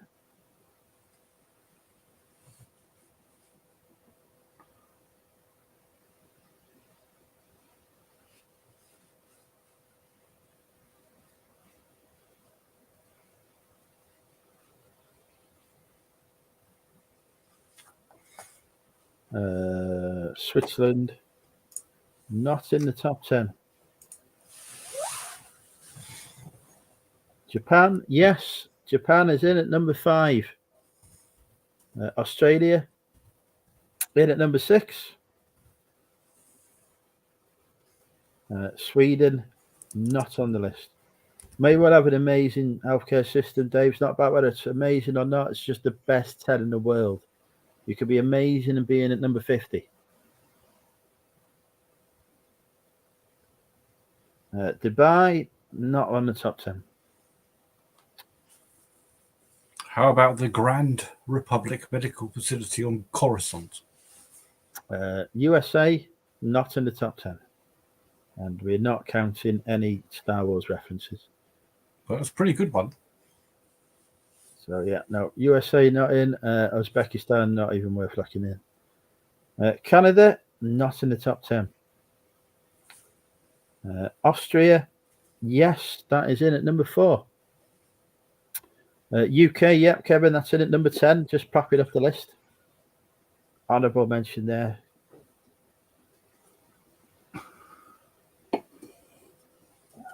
So number 2 for best doctors, but number 10 in the UK. I mean, I'm not saying it's about nurses dragging us down because I'll be shot.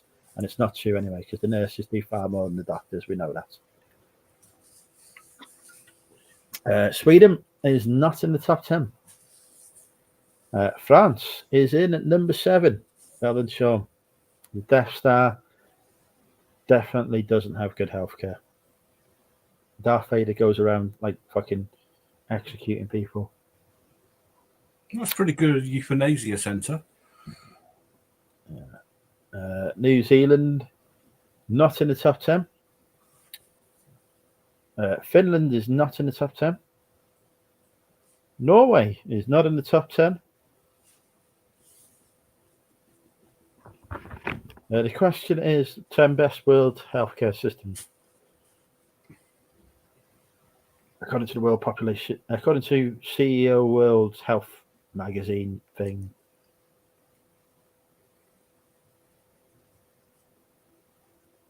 No, Red Sweden, it's not there. South Africa isn't there now. The nation that gave birth to Omicron sadly doesn't make the top 10. Ireland, no.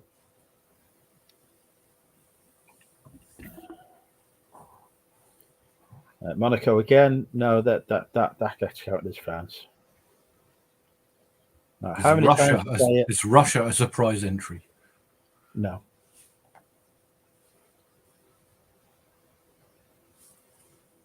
I mean, it'd be a fucking hell of a surprise if it was. Italy, no. Good doctors, but not top 10. Korea, which Korea, Dave? North or south? Oh, it must be the north. The Vatican. You're going a little bit niche here now, Kathy, and no. I don't even think I've been to the Vatican, and I don't think there's a hospital there. Certainly not one open to the public, anyway.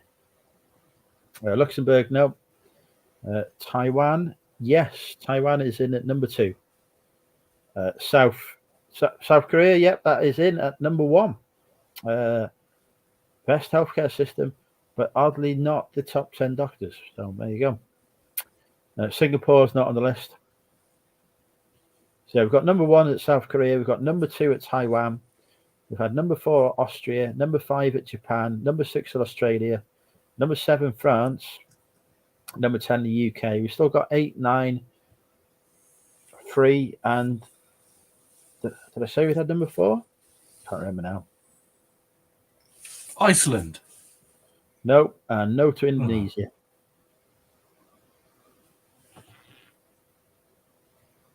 Two paracetamols, drink plenty of water, and get a good night's sleep in Ireland. Taiwan is in a country according to China and John Cena. I don't think it's a country according to the UK either. I don't think it's officially recognised. Yes, well done, Todd. Number 3 is Denmark. Thailand is not on the list. Guernsey is part of the UK, so that's already covered. There's no one mentioned. Oh, yeah, Canada's gone already, hasn't it? Yeah, it's not on the list. I think we've got number 4 still.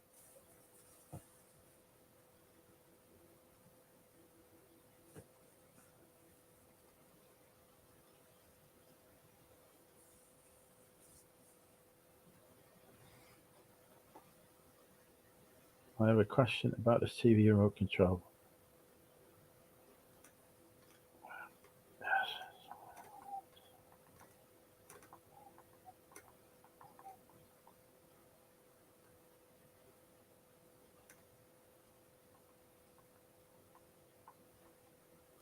Well, we had Greece this time round.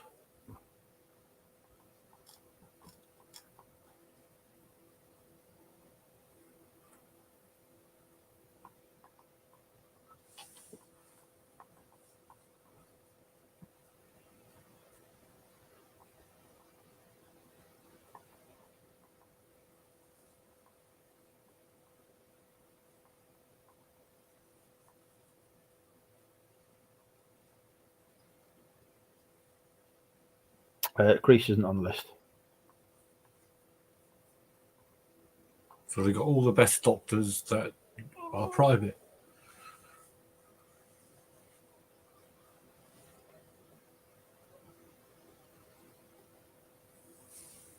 Well, if you think about it, they only just scraped the top 10, didn't they? So Spain, I believe, is on the list. In at number 8. Belgium is indeed on the list, in at number 9.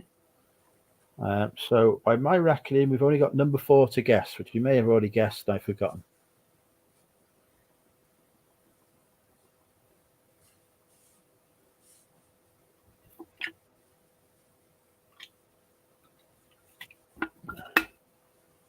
So we'll get this, and then it's time for Barty and I to go to bed. Yeah. He's telling me. Well done, Kevin. Kevin's got it. Austria. The list in ascending or descending order because I can't remember which. We've got the UK in at number 10, Belgium in at number 9, Spain in at number 8, France in at number 7, Australia at number 6, Japan at number 5, Austria at number 4, Denmark at number 3, Taiwan at number 2, and South Korea is top of the pops. Despite apparently having terrible doctors. If you go in the 2022 rankings, though, South Korea has slipped all the way down to number 28.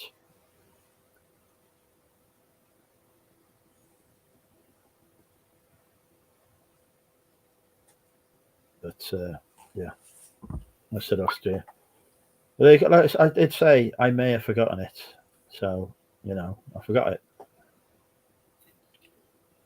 Anyone had issues with in-post living parcels before they've been dropped off? Nope. Nope, definitely not had that. Anyway, folks, let's take the 2354.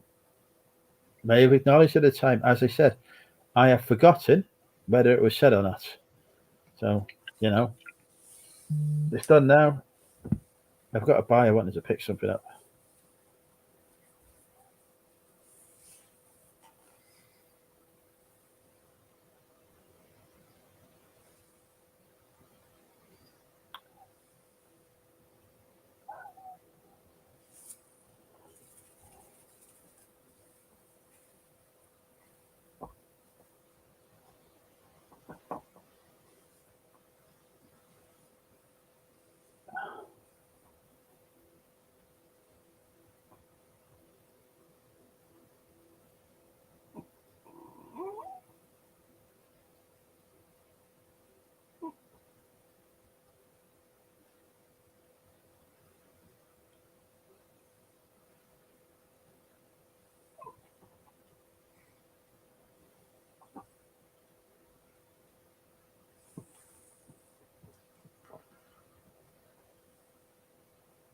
He's given you your midnight tail wagging.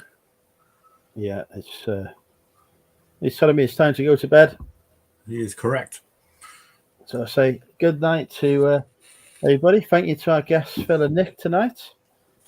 So we'll speak soon.